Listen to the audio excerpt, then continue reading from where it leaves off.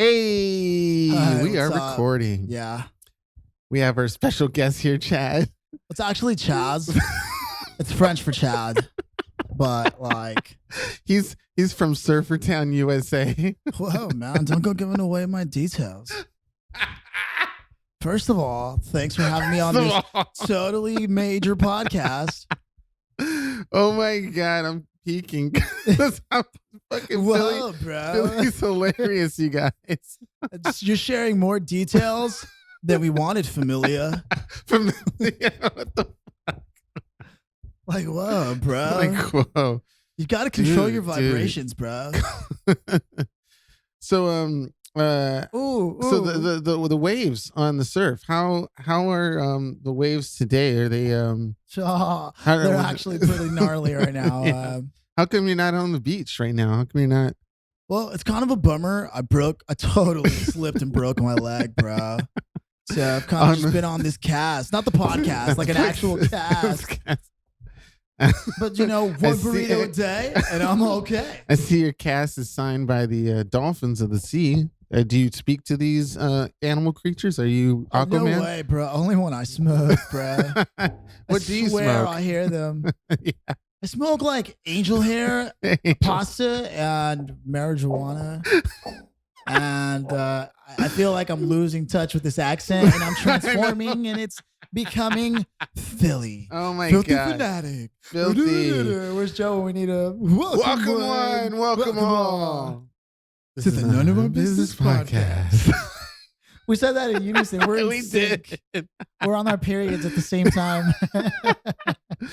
I have this irregular flow going with right now. I don't know what's going on. You would have a regular flow. I put a towel on it. Is that okay? Ladies, help me out. Does the towel work? Keenan, don't make fun of menstrual cycles on the podcast. We can make fun of anything on the podcast. This is true. Just because we can make fun of anything doesn't mean we should. Do you know how many racist and sexist shit we said on this fucking podcast? Some things you don't joke about, Keenan. Oh, menstrual cycle's one of them. Unless you can have a menstrual cycle, it shouldn't be in your vocabulary. I was about to say, I had some leakage from my butt the other day. And Oh, fuck. Well, it's because you got to stop eating potato chips. You know that Is chips. it potato chips? Yeah, chips actually give you anal leakage. I'm not even kidding. That shit literally says it on the bag. He's like, I've been eating lots of chips, bro. Lay's, you can't eat just one or it'll give you anal leakage. I think I'm joking. That's a real fucking thing. I'm gonna buy some chips right now. And I'm gonna look at like, holy shit. I'm gonna Instagram post it. They're gonna be taking squirt dumps. Oh God, we need to change the subject. No. Well, I mean, since we're on the subject, I was curious. Have you ever wiped your butt? Oh no! Hold on. First, and then some of the if you're shit got on eating your something- finger. Oh God! If you're eating something right now, we're going to have to ask you fast forward. Because this has just become the 12-year-old business podcast. Come on. Not that it ever happened to me, but I'm just curious. I'm if it asking for a friend. How did you get out of this alive? Did you just wipe the rest of it on the side of your leg and just go take a shower afterwards? Oh my God. Have you ever taken a dump and then saw there was no toilet paper and it was too late? No. This is a moment nobody wants to admit to. I don't think I think I've always had toilet paper. There was once, oh wait, okay. It may be embarrassing to some, but I'm going to say it anyway, fuck it. But no, I remember in elementary school, I used the bathroom real bad. So I ran out, took a dump in the bathroom, like bathroom, say bathtub. You bathroom. took a dump in the bathtub? There's no bathtub at elementary school. So I took a dump in the bathroom, but there was no toilet paper. So I had to grab the hard, rough, the brown paper. Yeah. And I had to like. Did your finger break through? Because it was so thin? It was one ply? That shit hurt. My ass still has like PTSD of those. It's like, don't ever wipe me again like that, Keenan. No, it was you needed the Charmin, huh? No, it was elementary. Wow, I am really high. And you keep holding the mic, making all kinds of noise. No, wait, you can hear that? What am I? What number am I? You are looks like three. I'm bringing myself down. Hello, testing 1 2. There we go. That's much better. You know, hello. We forgot to announce that Hey, Joe yes. El Guapo is not with us today. Joe L. Guapis. All right. Hopefully these you can adjust me in the audio later. But yeah, so welcome to the podcast, everybody. This is episode 36, 37. Keenan looked at me for a second with the most despair I've seen in a while. He was like, shit, what episode is this? I really don't know. Even though I think it's 37. Ladies and gentlemen, we are on YouTube now. So if you want to tell your friends, go back, listen to older episodes, skip through stuff pretty easily. I watch a lot of other podcasts on YouTube. So if you want to listen to us on YouTube and have your friends do that as well at work, in the car, blah, blah, blah. I am now almost all of season 1. That's the first 24 episodes is up and available on YouTube. As a matter of fact, episode, I think 18, I forgot who was on episode 18. Damn, that's bad, but got a lot of views. I sent a picture to us on our group chat. I definitely didn't get it. That's because I never look at the group chat. No, ladies and gentlemen, if you ever put me in a group chat, there are going to be. Reply. I probably won't even pay attention to it because by the time Yeah. I look at it, there's like 80 messages. Yeah. No, you're good, Keenan. Am I? Can you hear me well? Oh, wait. So Keenan started doing some audio editing and video editing, and now he's taking it a lot more serious. So before, where nobody gave a fuck, and I was like, hey, guys, let's keep it, let's tone it down. Let's fix the levels. Now Keenan's like, okay, there's about, we're at 17 decibels. And anywho. Do you find that you have a different perspective now that you've been doing this work? Only a little bit. I mean, I was involved in video and audio editing a long time ago. It's funny how things are coming back full circle. Oh, so I'll just go fuck myself then. Hell yeah, with 2 fingers. Oh, okay. I don't know where your fingers I would rather go. use my whole hands. You know what I mean? You never do the 2-finger stroke? No. It feels No. makes imagine that it's a vagina. Oh man. This is truly the None of Our Business podcast. Anyway, yeah, so I work with analog video editing, cutting, and audio. Oh, that explains the gray hair. I was wondering where that came from. I'm old as fuck. Yeah. I have grandkids. No, I wish I had grandkids. Oh. But, no, sad note. Let's give them that. Where's the sound sample for the cue the audience. Anybody out there have you ever heard the show Married with Children? Of course I know that show. I'm watching the episodes on Hulu. Are you? Yeah. It's on Hulu? Okay. All 10 seasons. That show actually ended abruptly too. They were never given a rightful final episode. Really? Just one day they showed up to work. Like the Wayans brothers. Yep, pretty much. Damn. Mm-hmm. Fox was ruthless. That's so crazy though, because it was such a good show. Yeah, 10 seasons. If you last 10 seasons, you're something. Yeah. And it made Ed O'Neill really famous. Hell Christina yeah. Applegate really famous. Oh man, I heart Christina Applegate so much, bro. I met her actually. I told her. Really? I told Well, you guys. ask her to come on the show next time you meet her. I don't know her. If you're like that up in Hollywood, I don't Philly. know. Fuck. I was a background on the set of Dead to Me, which, by the way, if you haven't seen, I recommend. People would think it's a chick flick thing, but it's not. Is that the one with her and the girl that played the mom in How I Met Your Mother, and they're like trying to be best friends with her at a pool or something like that, and she doesn't like her? Like somebody died in the family or whatever. Yep. Okay, yeah. So that's recent. Yeah, it's good. How did you get that gig? Well, again, I was working background. Well, we talk a lot about artists and musicians and being in Hollywood and Los Angeles and stuff like that and all the struggles. But was it a struggle to get this background thing? No. Well, now it's become harder than ever to become a background actor because so many people are doing it. Well, but then how did you get the one for Dead to Me then? So check it out. This is for anybody who's interested. This is the short, brief history of background acting, right? So background acting, you used to be able to just go to these things called booking agencies. It's a lot easier than getting a real agent, right? Like for an actor. And basically, these are just people that have relationships with production assistants, the PAs for productions. So these booking agents, how do you get to know them? They just come to you? So they used to be all over the place. Okay. No, they used to be like listed, right?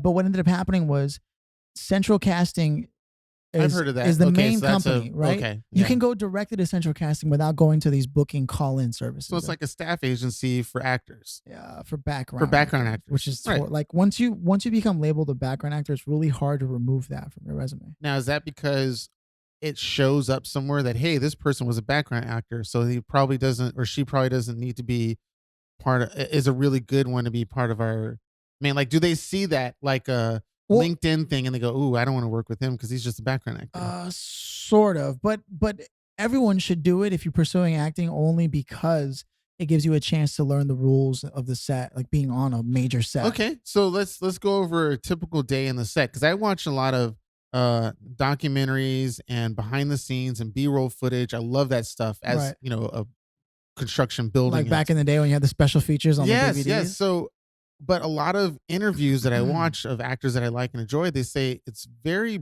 boring on set. Like it people think like, oh, you're jumping around and action scenes and blah blah blah, and you're doing great dialogue and stuff like that. But it's usually, well, yeah, if you're the star. Okay, but if you're background, even some of the stars say it is very. Sometimes they'll be on set for like an hour, but they have to be. They'll be on set for 14 hours, but only do like 1 hour of real work. Oh yeah. Well, because you have to. So number one, you never know when they need you available, even if you're a background. So they have this place called holding. So you're on call, like so a doctor. Where actors have trailers. Yeah. Background actors are all just thrown into a big ass room like the one that we're in recording, and it's called holding. So it's like a detention center, basically. And check it out. Check it out. If you're part of SAG, the union, yes, SAG-AFTRA now it's known as, you get access to like things better than donuts. You can have yogurt, because you're paying for that. Milk. It's a union. Yeah, right. So you get access to a lot of dope treats. If you're just background, non-union, they give you fruits and whatever the hell. Like you get paid less, right? 50% less. Yeah. Because you're not paying dues. But you also are likely to get 50% less work as a union because you cost so much more. That's right.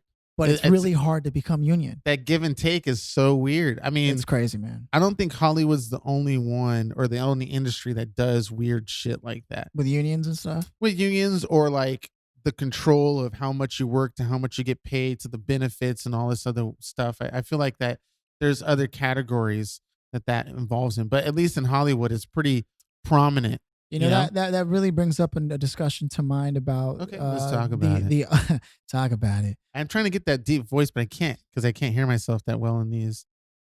I'm gonna switch headsets. But you keep talking. Cianan. Here we go. Here we go. Well, wait. What if I put two in? Okay, if I put two in, if you just put another one in, you could just switch out. Can I put it in the? If I put two in the same hole, or Cianan is about to put it in. Yeah, just put it in a different hole and switch out. Where do you want me to put it in? Oh, jeez.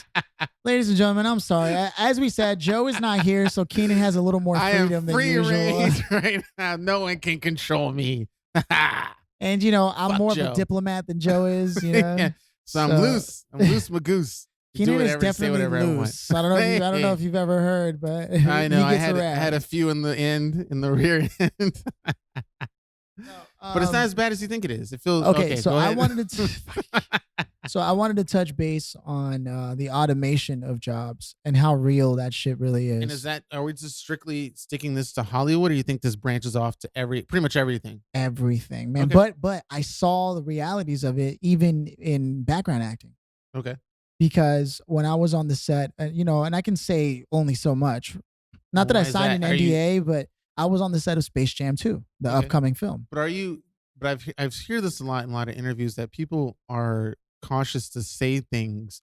And is it because you're worried you're not going to get hired or something? No, yeah. Oh. And I'm not revealing any plot points. What I am revealing is some technology that was being used. So, for example, when I went in to get fitted and whatever, I came back for another day of work, and they had to scan me so that they can recreate me digitally should they need to. So you're saying that, like Princess Leia and shit. Yeah, but where I'm going is because the style of your job as a background actor, there's a lot of movies, for instance, like World War Z, where you have a shit ton of thousands and thousands. They can't hire 10,000 people. Right. So they would just digitally recreate. Yeah. So I can see, but it would be nice that if they did digitally create you, you get like a residual check of like $1.50 or something. I know. And even principal actors are worried about the fact that they can just do that now. Once they have your likeness, they don't ever need to hire you again. If they do it well, I mean, if it gets to the point where people accept it, like for instance, I think Princess Leia was done really well, and so is General. Ooh, I'm gonna get it from all the Star Wars the people. old school guy, right? Yeah. Wait, I know I've seen this movie so many fucking times. Dude, I should know. I don't know. It's fucking General Tarkin. Tarkin. I knew your foul stench when I was brought on board. Yes, I'm a fucking nerd. Any Star Wars fans will know that line. Yes, and that's why I'm single, ladies. Is that the one that he's like, I find your lack of faith disturbing? Yes. And Wait, no, that's. And then Darth Vader starts to choke him out, though. Yeah, right. The guy that gets choked out is him, right? General Tarkin. No, it's another guy. General Tarkin is the old man who is actually above Darth Vader in rank. What? I didn't know there was someone above Darth. Oh, I thought it was the Lord, the Sith Lord, then Darth Vader, and then everyone else. Well, now this is where my expertise may not go that far, and people will give me shit for, but if you see the first episode, or not first episode, one, the original Phantom Menace? No, the original movie, sorry. New Hope. New Hope. Number episode 4. Yeah. But the original. Yeah. General Tarkin tells Darth Vader to stop choking that dude. He says enough. This shit. I should know the line. Yeah.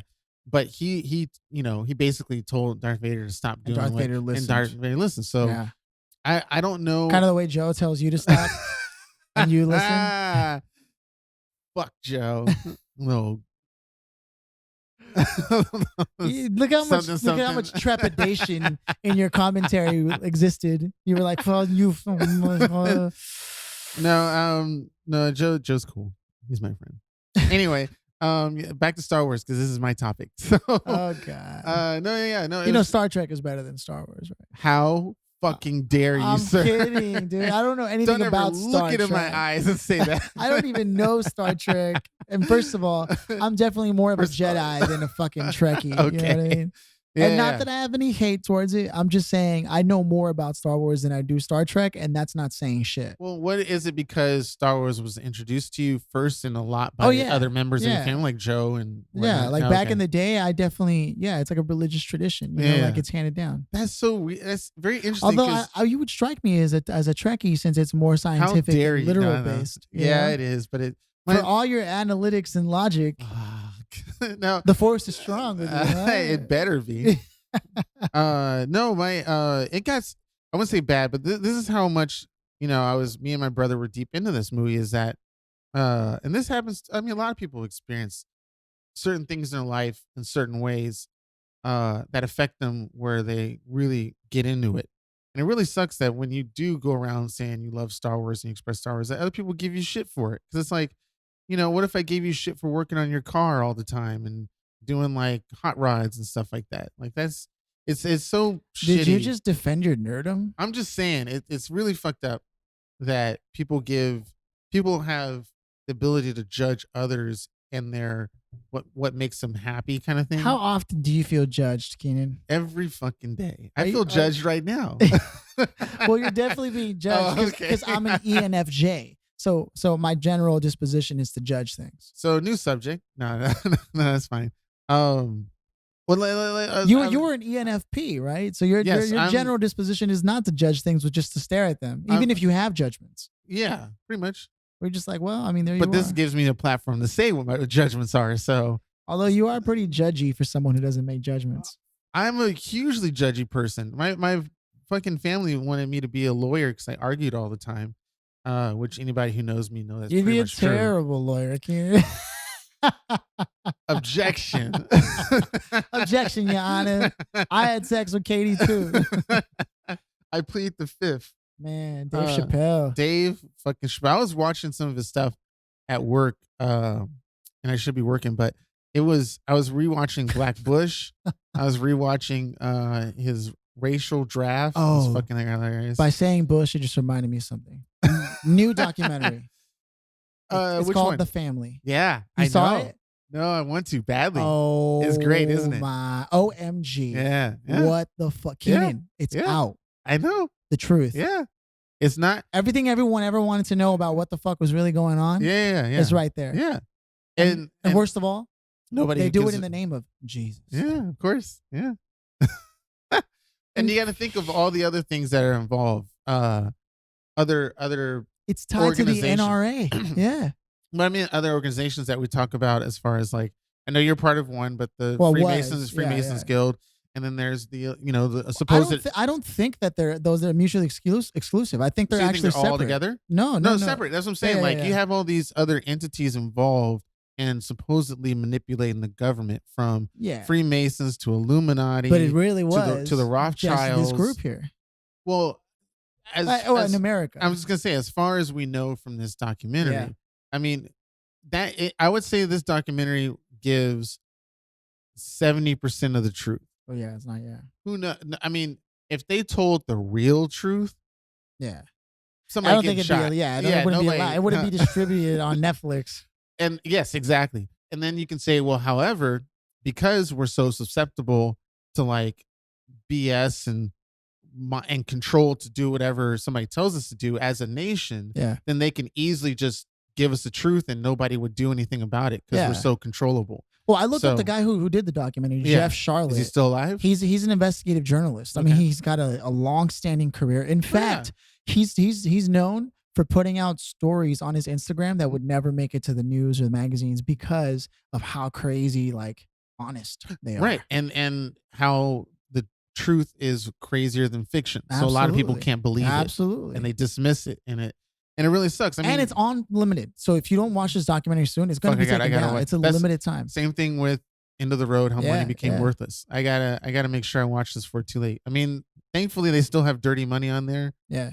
But it's something that was said. We just spoke about Dave Chappelle, that he said in his stand-up, which I think people laughed but really didn't understand, like the gravitas. You can see how people's faces, they didn't get it. And he was saying something about Hollywood and Weinstein and Louis C.K. and all that stuff. And he was saying about how wouldn't it be crazy that the stuff you see about Dave Chappelle isn't cool with Louis C.K.?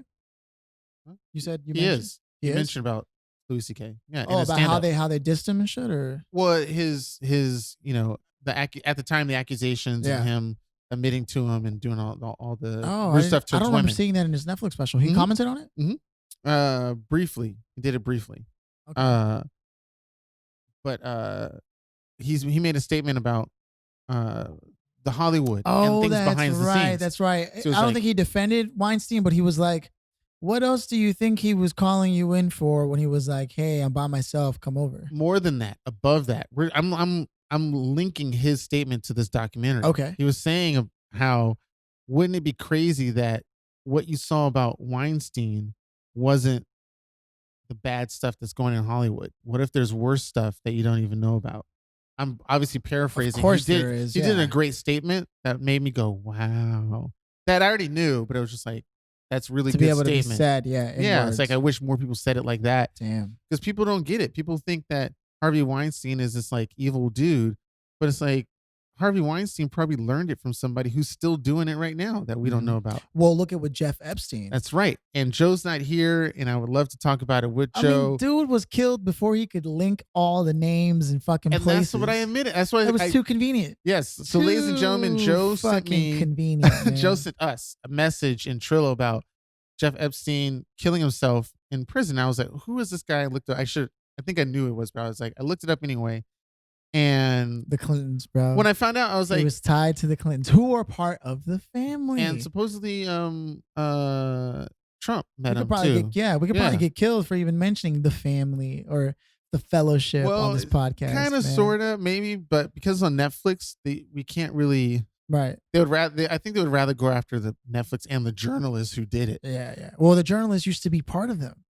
Part of the family? Yeah. Yeah, that's usually how a lot of those things get released. I mean, and the reason he left was because he was like, what the fuck? Well, look at the guy who runs, I wish I had this information on me right now. I have my computer up, but the guy who runs Scientology, his father left or quit. Yeah. He was on Joe Rogan's show and he wrote a book.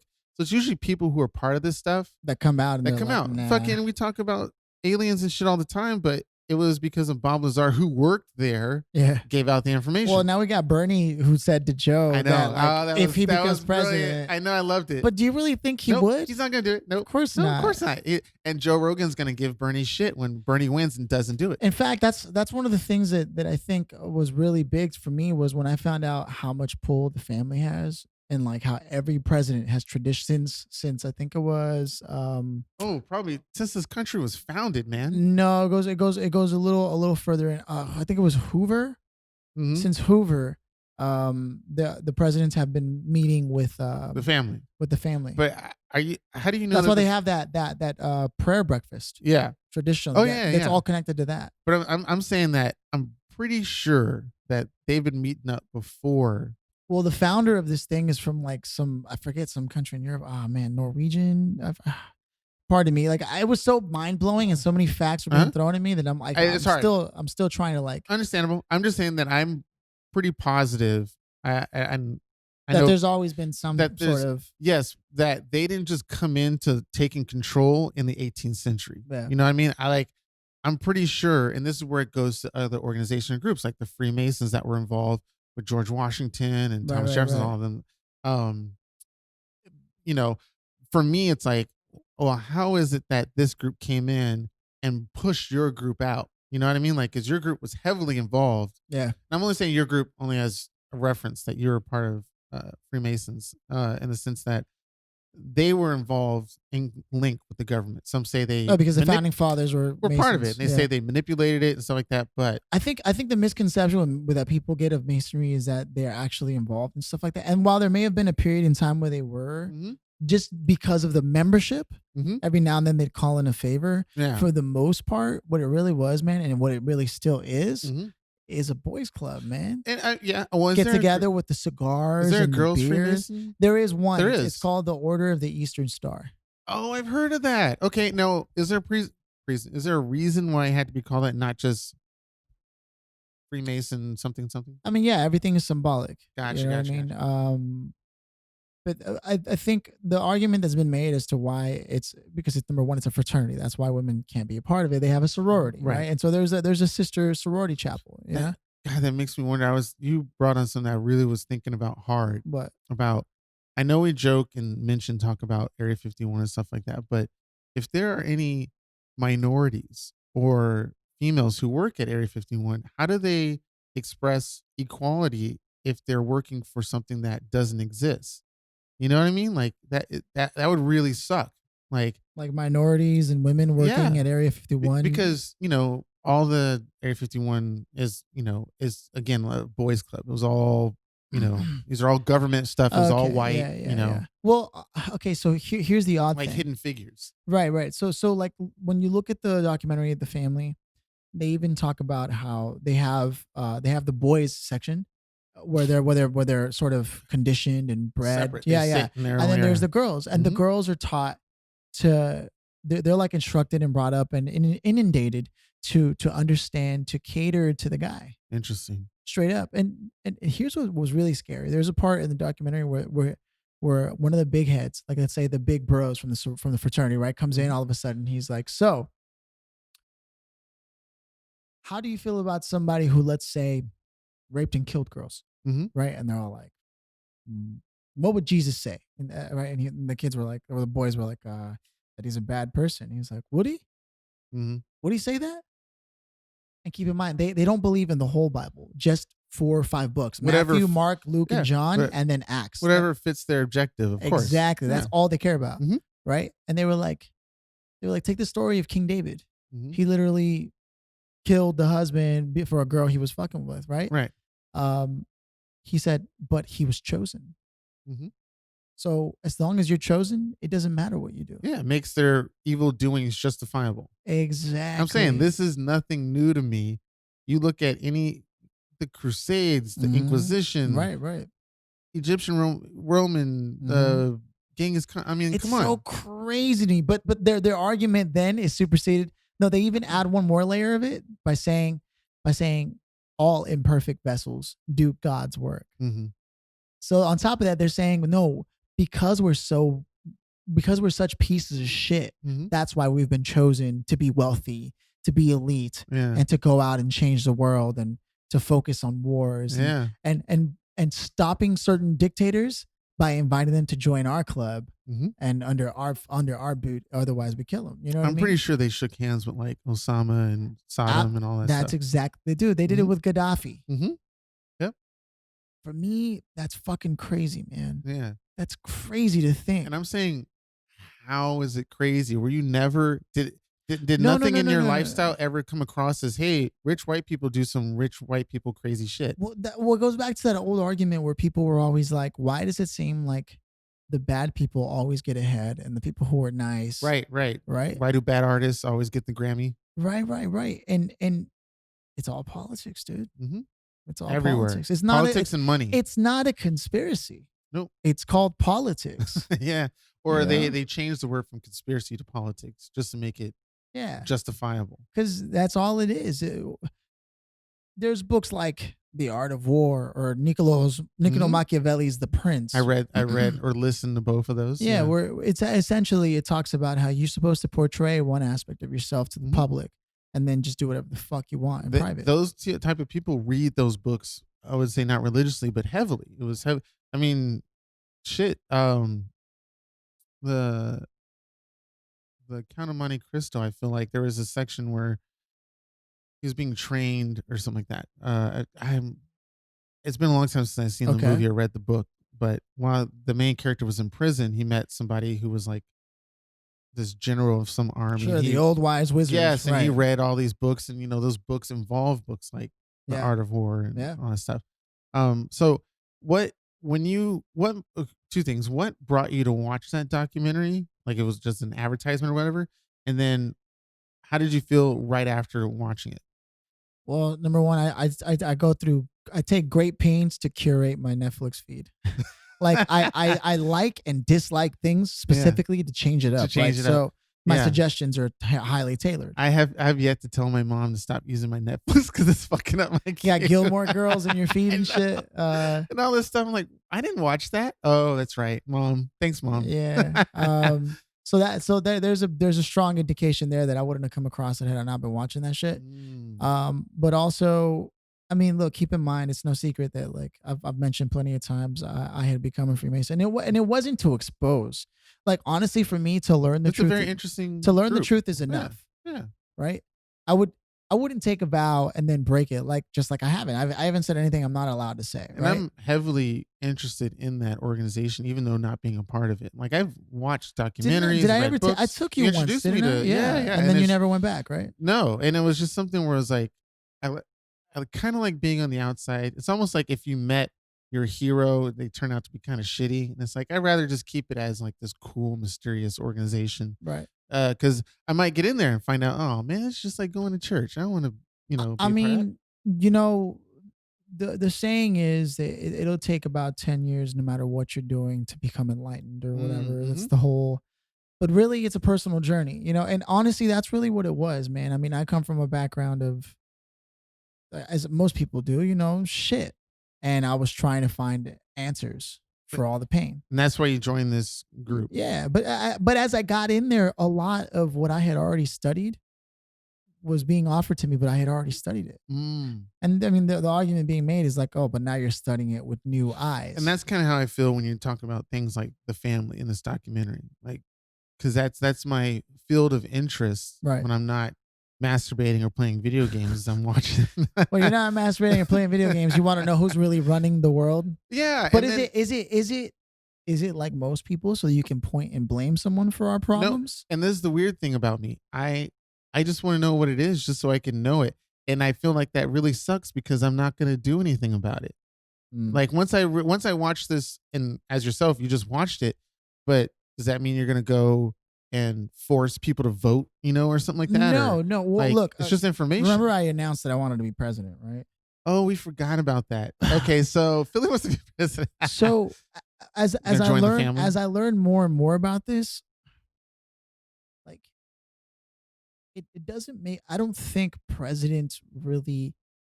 They affect our lives, obviously, but Yeah, on they do a executive far less orders, scale. yeah. Yeah, on a far less scale than actually local businesses affect our lives, or or local politics. Dude. Local government is the more. It's the one that state, directly affects. State and city. Yeah. But I mean, the president really is the. He's They're the the ones that executive take branch. us in and out of wars. Yes, technically the only, I guess, quote unquote, real job of the president is he's the general. He's not general, but he's the leader. For the best insurance rates in town, call 1-800-GENERAL now. Sorry. I mean, he's the commander in chief. That's his title. Right. He is the highest you can ever get in the military. Right. That's all you got. Which is why President George Washington, with his wooden teeth, was running shit, because he was a fucking real general. And the idea is that meanwhile Trump, well, that's why you have those other branches. He's on a whole nother level, man. He's a whole fucking different royal, as they say. And so, was he in the documentary, The Family, President Trump? Yeah. So he is not linked to them, but he met with them and is working with them. Right. But he's not a traditionally. No. Trump doesn't seem like that. It's exactly what it seems. Yeah. They're trying to fucking figure out how to make it work with this president-elect who, having access to what was the name of it? Not Vanguard. The Cambridge Analytica. Oh yeah. Who had access to Cambridge? Ooh. Yeah, because did Trump you watch the documentary on that? The Great Hack. Yeah, the Great Hack. I told you about it. I told you about it. I know you told me about it. Sorry. I finally watched it. Crazy, right? Yeah. So because he had access to Cambridge Analytica, was able to swing the votes over in his direction, right? So it caused a little chaos, but as far as the family is concerned, they see it all as meant to be. They got power above. They're like, fuck it, we'll just work together. Right. There's no, because what more imperfect vessel could exist for their philosophy than Trump? And I think they had all that years of experience to be able to see if there was a kink in the machine and be able to fix it or put a Band-Aid on it or something like that. That's why this whole thing with Epstein dying is crazy to me. And there's some people who are like, they just relocated to a different island and he's just chilling for the rest of his fucking life. Oh, so you think he got out? Well, that's what some people are arguing. So I don't think he did. I think they legit killed him. I think that's a high scenario.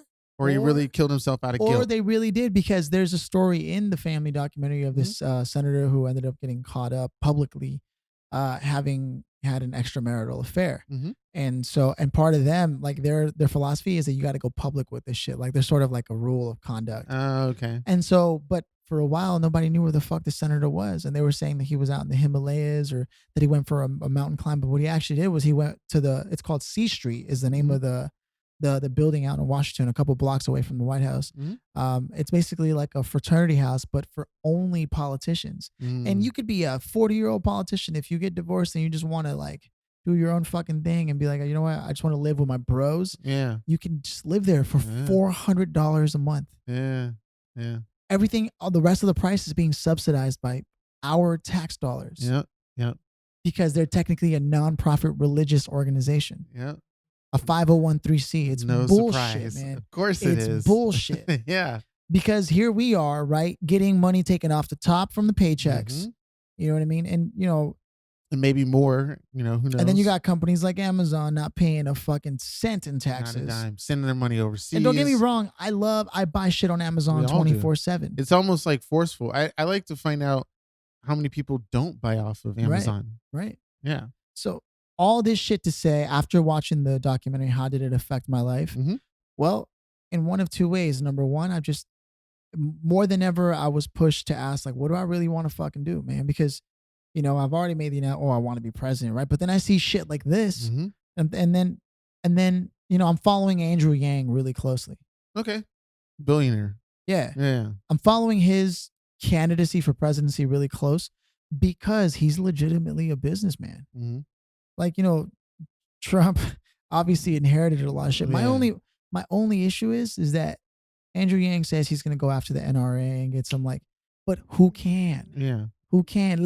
NRA runs fucking America, man. NRA is the Western equivalent to the Rothschilds, man. Yeah. Do you think they'll get, like, say Andrew Yang gets presidency, which is great, first Asian in the president. And we'd all get the freedom dividend, which is $1,000 a month, supposedly, because $1,200 for some. When he was asked about that question, he had no answer to it. For what? For not universal income. The gun control? No, about giving everybody money. Yeah, You know, he's had nothing but like, answers. What do you mean? it would. Well, he was asked during the debate, and he was like, "Hey," the moderator said, "Hey, that's going to cost like some odd trillions of dollars. How are you going to get that money?" Mm. And he was like, he That's just not what I froze. saw. That's not what I saw. Are you sure? In the same debates, Yeah. he explicitly explained how that money isn't going to go anywhere. The minute, like, we're worried about where are we going to find the money, we already are using the money. It's just being Technically, misused. yeah, pretty much. That's what he's saying. Yeah. I'm not saying anything different. Like, I'm not making a case for him. I totally agree with that. It's just kind of weird that he didn't say that. Hey, we spend billions of dollars on the military. We're just transferring. That's where I'm getting it from. Okay. What happens is that a lot of the times, and people don't know this, man, the way things are working now, TV can control shit like that. I know because look, I was on a TV show once for a singing competition. Yeah. And what I filmed and what they later did in post, where they had people, they reenacted their reactions to my performance. Yeah. I was there, I saw it. Yeah. And then instead because I didn't win, they made it look like I lost even worse than I actually did. Okay. And it's fucked up, man, because they can control the narrative. So if you saw the debates post live, then what you ended up seeing was a cut where they probably took a moment where he was actually listening to someone, but they kept the audio running. You're a video editor now, but they kept the audio running of everything else, making it look like he didn't have any answers. So I'll have to go back and rewatch a live footage. But do you think I can find a live footage? Well, that's what I'm saying, though. You see what I'm saying? Like, that's what happens. Okay. And they can, and especially if it was like a Fox News thing or something, they can control the narrative, man. So do you think it's not even a conspiracy? They're just trying to keep the people who pay their dollars happy. Okay. Do you think they'll get to him? He becomes president, and the family and NRA go, "Hey, do what we say, or you're gonna have trouble." And he goes, "No, I'm gonna go against you guys." I think he can afford to say no. Okay, I will be on the fence about that because I honestly feel that a lot. The good news is that Elon Musk actually gave him a shout out and is actually rooting for him to win. Oh yeah, because I mean, people would want to see Elon Musk run for president, man. Some people would actually want to see that. I wanted to see Jon Stewart or Stephen Colbert become president. Jon Stewart would take it over. I mean, he's still trying hard to get funding for the 9/11 first responders, and this is how I'm not surprised about when I hear stuff that they're doing, in the higher ups, the 1% stuff, is because these people helped people during 9/11. Whether you think it was fake or not, the point is a lot of people got cancer in the lungs and are dying and stuff like that just for helping people. And Jon Stewart's like, hey, the government's supposed to give a certain amount of funding for these people that help. Policemen, firefighters, stuff like that, still not getting the funding. And he's lobbying to get that funding. The fact that he's been lobbying since it fucking happened. I know, long ass time. And they haven't been given that small chunk of money to help them, has me not surprised at all when I hear some wild, crazy shit that they're doing, for kicks. And my concern with all these things that we're talking about is, and I know Joe would roll his eyes and argue here, is there's a book called The 7 Habits of Highly Effective People, right? I've seen that, by Stephen Covey. Mm-hmm. And one of the tenets that they share is, you have your circle of influence and your circle of concern. And often our circle of concern, like world problems like we're talking about now, conspiracies and, whatever realities we're faced with, they're outside of our circle of influence to some degree. Mm-hmm. And the more we spend our time worried about these things and the less that we work on our circle of influence, the further away we'll be and remain from ever being able to actually influence those things. Yep. Right? Now, most people, man, just like me, as soon as they watch a documentary like that, are going to go right back to eating their fucking slices of pizza. I would say more than 70% of America. And just going on with their fucking lives, right? Because who has the fucking time and who has the dime? Well, I mean, look at when shit happens, major shit, people still go to work the next day. I mean, for example, as we were talking about briefly on 9/11, people still went to work the next day in the city of New York. Oh, let me not even get started. Dude, in New York, I witnessed someone jump in front of a train at 6 a.m. on my way to work. And everybody was like, oh shit. And even me for a second, I was like, wow. And then people just went on the train. And then it dawned on me that this train wasn't going to go anywhere for a while. I had to jump a couple blocks down to catch another train, the D train instead of the 2 or 1, just to get to work on time. Right. Because somebody was so depressed that they offed themselves. Right. And you're right. Right. This because we're all kept on such a short leash financially that sad things like that we can't afford. And even distance wise, people. I mean, let's just go all the way Flint, across Michigan. Even I mean, I'm not stopping my drinking water. Isn't that crazy? Right. And like, it's sad when I say that because I don't think anybody else is either. And just think not just in the U.S., but who the fuck's gonna care in like Africa or Europe or Russia? They don't. They never even heard of anybody here in the United States. So all the tragic stuff that happens here, nobody gives two shits on the other side of the world, and vice versa. There's even family that you probably don't give a shit about. You're like, oh, they're like two cousins removed, but they're your blood, and they're going through like money problems. And you're like, well. And so that's how I can see how a lot of these people in the higher ups can get away and do what they will. Because what the fuck do they care? We're not their blood. And they know, and I think they know that. They know that a lot of people aren't going to care. Certain people might, but as long as the ones that won't get in the way of what they're doing, then they're going to keep running with it. Yeah. I mean, shit. It's just, I don't know. Maybe it's something where it's like there's too many people on this planet.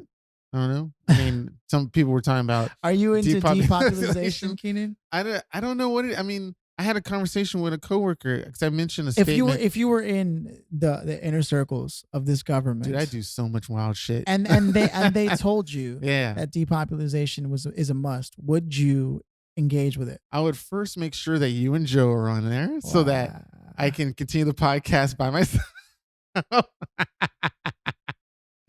Welcome on. This is the only business podcast. Wow, Cianan. No, I always did think about what would I be doing if I was in that crazy inner circle of just wild shit. Like, I don't know if I could be that unfair, man. Well, it takes a certain person. You can't just choose your favorite people and be like, I fuck everybody else. Shit, there's a lot of people like that.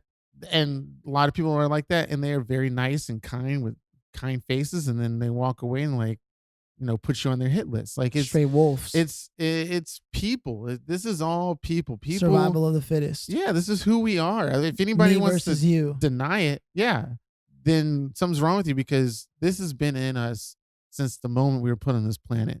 You've had a penis in your ass. It's about this big. It's about the size of the microphone. No, but shit. I was gonna brush on something too about it's just the things that we. I was talking to my coworker about the statement or the line that was said in the movie The Matrix, where Morpheus was cuffed and he was in chains, and Agent Smith was telling him how he feels about the human race. I mean, this is a computer telling a human being how he views us. Oh, the artificial intelligence? Yeah. I mean, that could be scripted, though, man. Well, it is scripted. I mean, it was written by, Wachowski brothers. Is that how you pronounce it? Wachowski brothers? Yeah. But the thing is that the line was, one of the statements in the line was something about how, humans are a virus. We go from one place to another and we multiply. We destroy everything in that area. And Joe Rogan has said something. And then we move on to the next area and multiply again.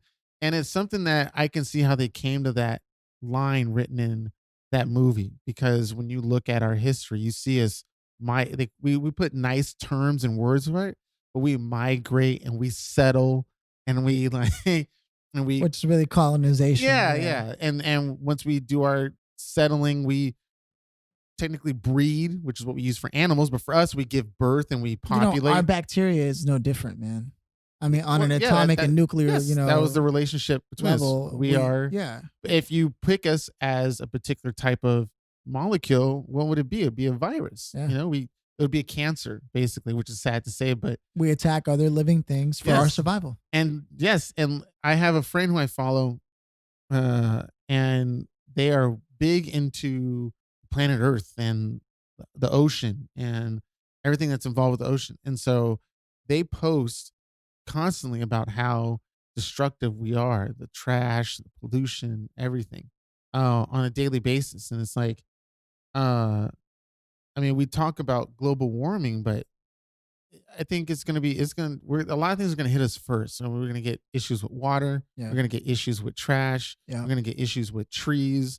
And then eventually we burn and die. But it's like at the point where it becomes catastrophic, will we already have the technology to be on another planet? And when we get to another planet, are we just going to just repeat the same thing we did here? Who knows? I mean, it's could be predictable. Like you can follow the patterns and say yes, or you can say there might be a miracle and say no. It's gonna be crazy, man. But what if somebody finds us first and then does to us what we do to ourselves? And then the things that You mean like happen. aliens? Possibly, I was trying to use words that were. We're always coming back to aliens, man. I'm surprised we It's the haven't had. time. It's the time. I need to meet one for Okay, it's too late. okay. So if we had to look at our life Hmm. for what it really is, And this goes to everybody out who's listening to yeah, this. and we didn't bring in the idea of uh, a god or aliens, Oh, okay. Okay. or any conspiratorial figures. That would be us in our caveman years. Yeah. right? Just no outside influences. If we could just look at our lives as individuals Hmm. and look at, and we took responsibility for everything that happened for the most part, Okay.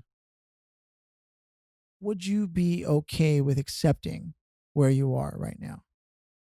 As a human being. Like don't blame the government, don't blame any god. Well, or I try misfortune. not to these days to not blame anybody but myself. I do see and watch a lot of successful things happening and sometimes reflect on my past and go, damn, I need to do something. I'm not doing something. Probably one of the main reasons why I'm video editing, audio editing, building stuff for theater and not getting paid for it.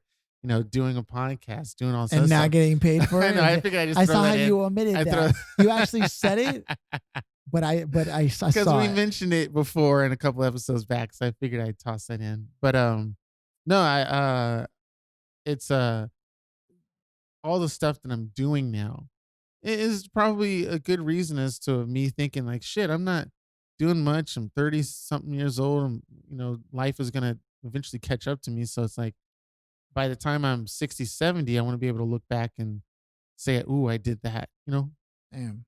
But if I'm not, then what the Well, fuck am I doing? so what's one thing on your list that you've done, and you can return the question to me. What's the one thing on your list that you haven't done that you want to do, but that you should have done a long time ago? Uh, I would say that would be to fully design a ride from start to finish. For I've been designing roller for coasters in second grade, but I haven't fully finished a lot of the rides. like on Roller Coaster Tycoon or something. No, on paper, like drafting, actually 3D modeling every single detail of a roller coaster. Yeah. That was my idea to make it, finish it, and actually submit it. Right. You can't really submit rides to roller coaster companies outside of the company. You kind of have to already be in there. Yeah. Oh well, but But at to least have the schematics. but to have at least have it and say that I did it and then submitted it, that would be one thing. and is it like a fear of just will someone not like it that's holding you back, or is it just because you feel like once you finish it, what else is left? Two things.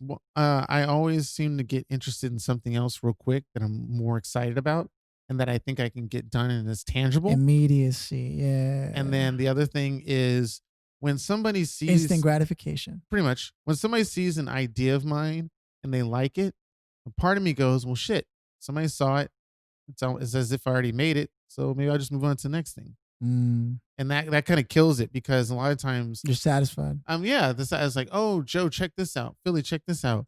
Oh, that's really cool. When is it going to be made? I don't know, 20, 30 years. Right. And then it doesn't really matter. I do that a lot, man. I mean, think of Mhm. like, it's no secret. I've tried to be an actor. I've tried to be a musician, Mhm. entertainer, right?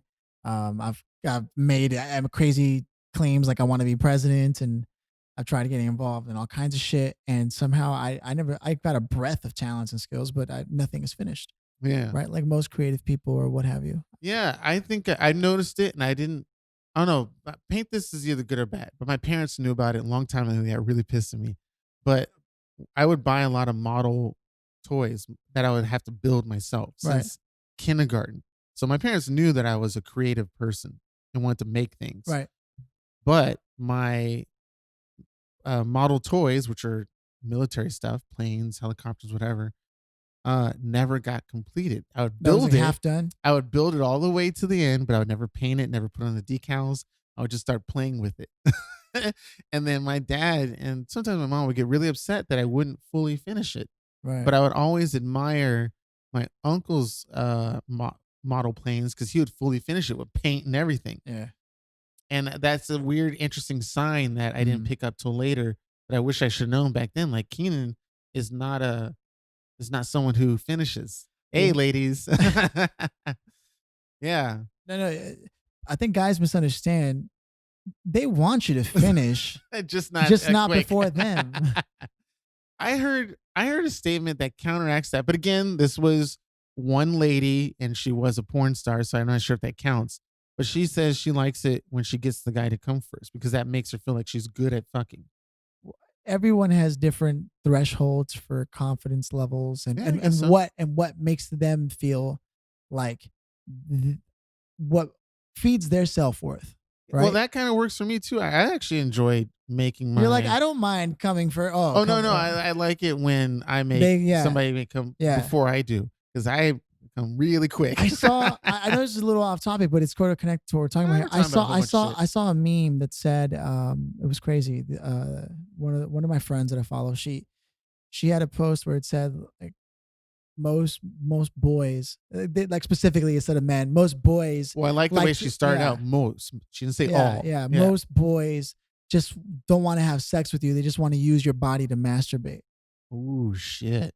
Damn, that's rough. And you know what that means, right? Like it's objectifying. Yeah, right? like when you're in the act, you're just pumping just to get it off and you're done, as opposed to being involved and like engaged and like actually having. And I like the way she said most because for me, the minute someone says all, I know. Well, like, hey, what about me? But the thing is, I like touching the hair and the arms, and it's mostly called foreplay. But I would kiss all over, grab, move, mush, whatever, squish together. Not very good at talking dirty. I can most of the time, but it's like. If talking dirty gets you heard it here first, folks. He needs sexting and dirty talk tips. I can do it, but during the actual act of, it's like my mind's trying to go all over the place. Now you want me to actually talk to you? Well, there are some that get off on that. But like I said, most. Not all. So this goes back to, have you ever taken the test 5 love languages? I heard of it, never took it. There's a lot of people that have taken it, and you'd be surprised. You'd be surprised at what you could learn from those about yourself. Jesus. You know what I mean? This is Cianan. While you're looking for information on your phone, let's because I wanted to show you something you were talking about. Stay on topic. Oh, god dang it. There was a post somebody made that I wanted to show you that you were talking about the with the boys and the boys.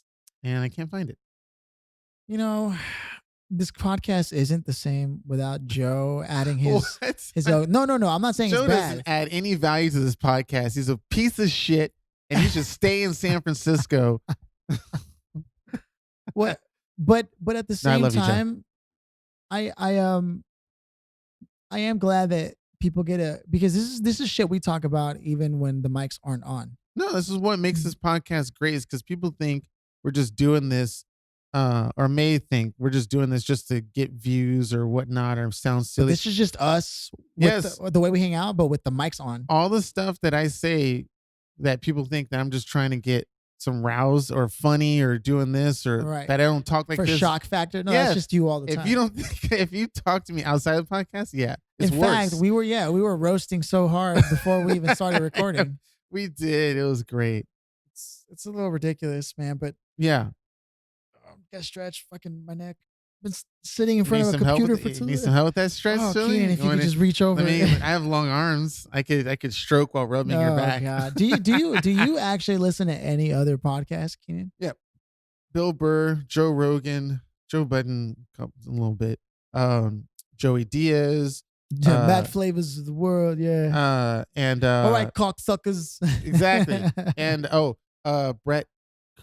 I can't pronounce his name. I cannot pronounce his name. But Kaufman? Brian Kaufman? Brett Cushing. He's the one that takes off his shirt during the comedic on stage. He's the one that well, anyway. Wow, I didn't know you got down like that. It's Cianan. a comedian, guys. You know. Godfrey, I listen to his podcast. Godfrey has a podcast? He does. In God We Trust. And Tom Segura. Ooh, I hope I pronounced your name right. Segura. He is funny as fuck, and I started listening to his podcast, and I like listening because he's on there with his wife. You ever heard the Mark Maron podcast? Oh, yep. Listen to that. Gonna watch next season 4 of Glow. Can't wait. What about Armchair Experts? Have you ever heard of that one? I want to say yes. With Dax Shepard? Yes. Yeah. I like sex. Yeah. And then sounds like he's always just like holding water. And he's like, if you're listening to Dax, we love you. But no, I listen to. It turns out I listen. What about the Anna Faris one? Anna Faris has her own podcast. Unqualified, yeah. No, I don't. Yeah, it's dope. Definitely check it out. Yeah, it's just funny because like I'm a fan. Sorry, Nikki Glazer. You up with Nikki Glazer? I listen to that too. She's a comedian. I listen to a lot of comedians' podcasts because they tend to throw some humor in it. I don't because listening to NPR and stuff related to that is just. Although most of my clients who like want to start a podcast or whatever, they tend to want to follow the example of NPR, but they not only don't have they have the ambition to have a podcast like that, but they don't have the will, because it's not just like, like where we push record and then, for the most part, it's good. Hey, it's on. The light's on. Just making sure. We did have a moment where yeah. So for the most part, that's that, right? But with NPR, they go out in the field, they interview people, they come back, they edit it, then they add their voiceovers and their investigative journalism about it all, and then they choose different songs for every like other 10 minutes to add emotional. It's like fully produced. Yeah, and they make one a month. Yeah, well, we're doing it like 4 times a month. Right. And is it just funny? Like, not only my clients, but most people in general probably have no idea of how much. Your ambition has to match your work ethic. Oh, yeah. I mean, look at us coming here every fucking Sunday. I mean, how come we're not doing that for the other stuff we're interested in? Do you know why? Besides work. You want me to tell you why it's easier? Because I like you and you're fun. And I like, hey. Well, that's part of it. No, but in a real sense, because it's collaborative.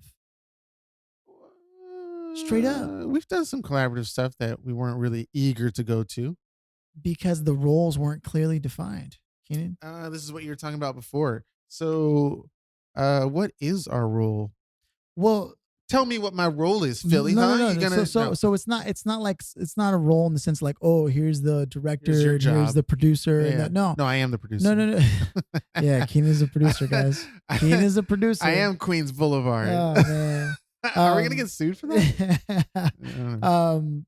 With your entourage references and shit. That's the only one I know. Even though you're more like Turtle or Johnny Drama, actually. You're more like Johnny Drama. Probably Johnny Drama. Yeah. What I'm saying is like because no one else here can be you in the literal sense of what it is you just naturally bring, right? Okay. Just like with Joe, just like with me for the most part, right? So because of that, it's easy for us to keep coming back to this because all we gotta do is show up and be ourselves. Right. So you got to play our role. Okay. So, but when we do other projects, you're not yourself. You're not yourself, or you don't know who you are in this project, and that's why things fall apart. Sometimes you start off being one person, and as your project progresses, you guys both change, or all 3 of you change, or all 400 people involved, and then you're no longer the same people. So your roles aren't no longer relevant to who you are, and you have to have those. You have to revisit that. So there's a lot of people that are in relationships who are no longer who they used to be, right? And because it's not clear on who's who and what position is what and where they stand and what their wants are now and what their needs are, people end up starting to have communication arguments. People are only as needy as their unmet needs. And if you haven't stated your needs, how is someone supposed to be able to support your needs or support you to get what you need, and vice versa? But more often than not, it's easy for us to say like, yo, I'm trying to have that cookie. Or I want that last slice, right? Yeah. As boys, we're talking shit. Girls will do the same thing with their girls. But the minute you get into something where it's like, it's in a relationship. Do you want the last slice? No, you can have it. Right. You sure? When you know that they actually mean, oh, no, like it's almost a formality. Yeah. Right? When they should just be honest. Yeah. It's like saying, well, what do you want to eat? I don't know, whatever. And then you take them somewhere and they like, say, why are we here? I'm not that exactly. Yeah. That's why we should join the family and they do what we tell them to. I can't believe you just said that. You misogynistic, sadistic son of a bitch. So if any of the... I take that back. Whoa. If any of the families out there If the family we're is looking listening, to join. all you have to do is ask us Yeah. to petition. I'll use Keenan as my reference. Nobody is a crazier son of. I feel like if they actually approached you, you would join and you would just never come back, and you wouldn't see me again. Like, what happened to Keenan? Like, I don't know. He ran off with his rich friends. I'll leave a tiny little note. Just hey, Keenan, if I told you that I now have a friend who has a mansion and he's rich, and I'd be really upset. I'd be like, and I haven't invited you. Oh, you're invited. You just don't like them. Oh no, Keenan, you've never invited me, Keenan. I don't invite people who don't like going. You don't like if you don't like my surrounding, why would I invite you? So that's basically the reason why you're not going to be able to come to my new friend's house. Oh, fuck you. My internationally known, famous, and wealthy friends. I have to, if I never initiated that I didn't like them, then you have to invite me. But if I said I didn't like them, you don't have to do shit, Keaton. All right, let's put a poll out there for the listeners. How often, how do you know when you should introduce your friends to some of your new friends? Okay, because that's a good subject or topic to ask, because there's been a lot of situations where I don't get introduced. Oh no, I introduced you to like 1% of the people I know, Keenan. Well, I'm just saying, like, a lot of times when people introduce me to somebody, they'll say, they don't know who you are, so just tone down, blah blah blah blah, and such and such. That's a good point. And I'm like, what the fuck? That's a good point. Why would you introduce me to somebody if I have to now be something else? And did you ever feel like you had to apologize for one of your friends like in advance? Only once, because they said the N-word in front of another black person. I'm like, no. Then the black person thought I was responsible for this. I'm like, I don't give a fuck, but I probably should. But it's just like, are we talking about Joe? No. Joe says the N-word every no, it's somebody else. But I can't even believe like anybody who isn't black thinks they can even say it, but that's just me. Like, dude, even if you grew up in the hood and you're probably like, it's not a political thing. It's like you're not black. You know what I mean? I go take it further. Even if you're half, if you're mixed, that doesn't mean you can, if you're mixed. Yeah, I am coming from somebody like, no matter what, black or not, you probably really shouldn't say something like that, especially. But is it for political correctness, or is it just like what's the fucking point? Well, it's just like tossing around I would say any curse word, in the sense of, let's say, for instance, you say fuck all the time. Everywhere you go, you say fuck, fuck, fuck. Eventually, people are going to be like, why are you saying that? Like, I'm tired of hearing you say that. Say something else. Right. Why is that your go-to? Okay. That's my saying, because I hear it so often, like it is the word the or and. It's like, come on. People say the N-word, all the time.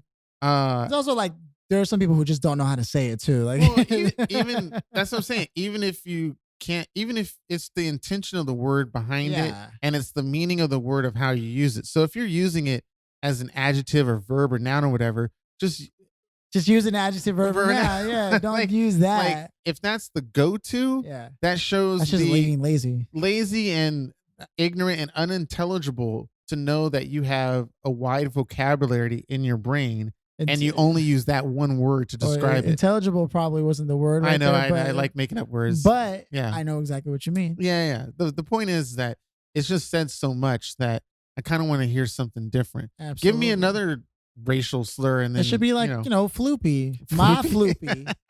Yo, floopy. Yo. And when they did that floopy, I was like, floopy. Man, fuck you, floopy. Exactly. No, but it's my floopy right here. Us floopies go way with back. The flim flams. No, it's just I just like to squanch. You know what I mean? I like to squanch with my flim flam. Are you putting in some Rick and Morty? I can't wait for that shit. So you gotta get swifty. You know what I mean? Swifty. No, I was hoping to finish off. Whoa! Don't squanch in front of me like that, Kenan. No, it was shit. We were just brushing up with something. I was gonna give you my lasting thoughts. Don't give me any fucking thing, Keenan. I don't want anything from you, especially when you say it like that. Oh, it was fuck you. Give me your lasting thoughts. Whatever. You mean your final thoughts on the matter? The point is, what I'm trying to say. Your lasting Joe, thoughts? we need you back because now Philly's out of control. Keenan's like, I need an adult. You're supposed to be. Oh, right. No, Supportive. I was saying the lasting statement I was going to make on this subject about Closing statement. introducing friends and being yourself and racial slurs and stuff. I was a good friend of mine was introducing me to these two older couples that were apparently very supportive of the black movement, and was like, were they black? Some no, they were white. Okay. Some in the sense of like, they almost to the case they were part of like a family of the Underground Railroad, or something like that, or like they're part of the Black Panther Party or something like that. Like they still don't have a right to be like nigga. Well, the point is, I was told not to say that word.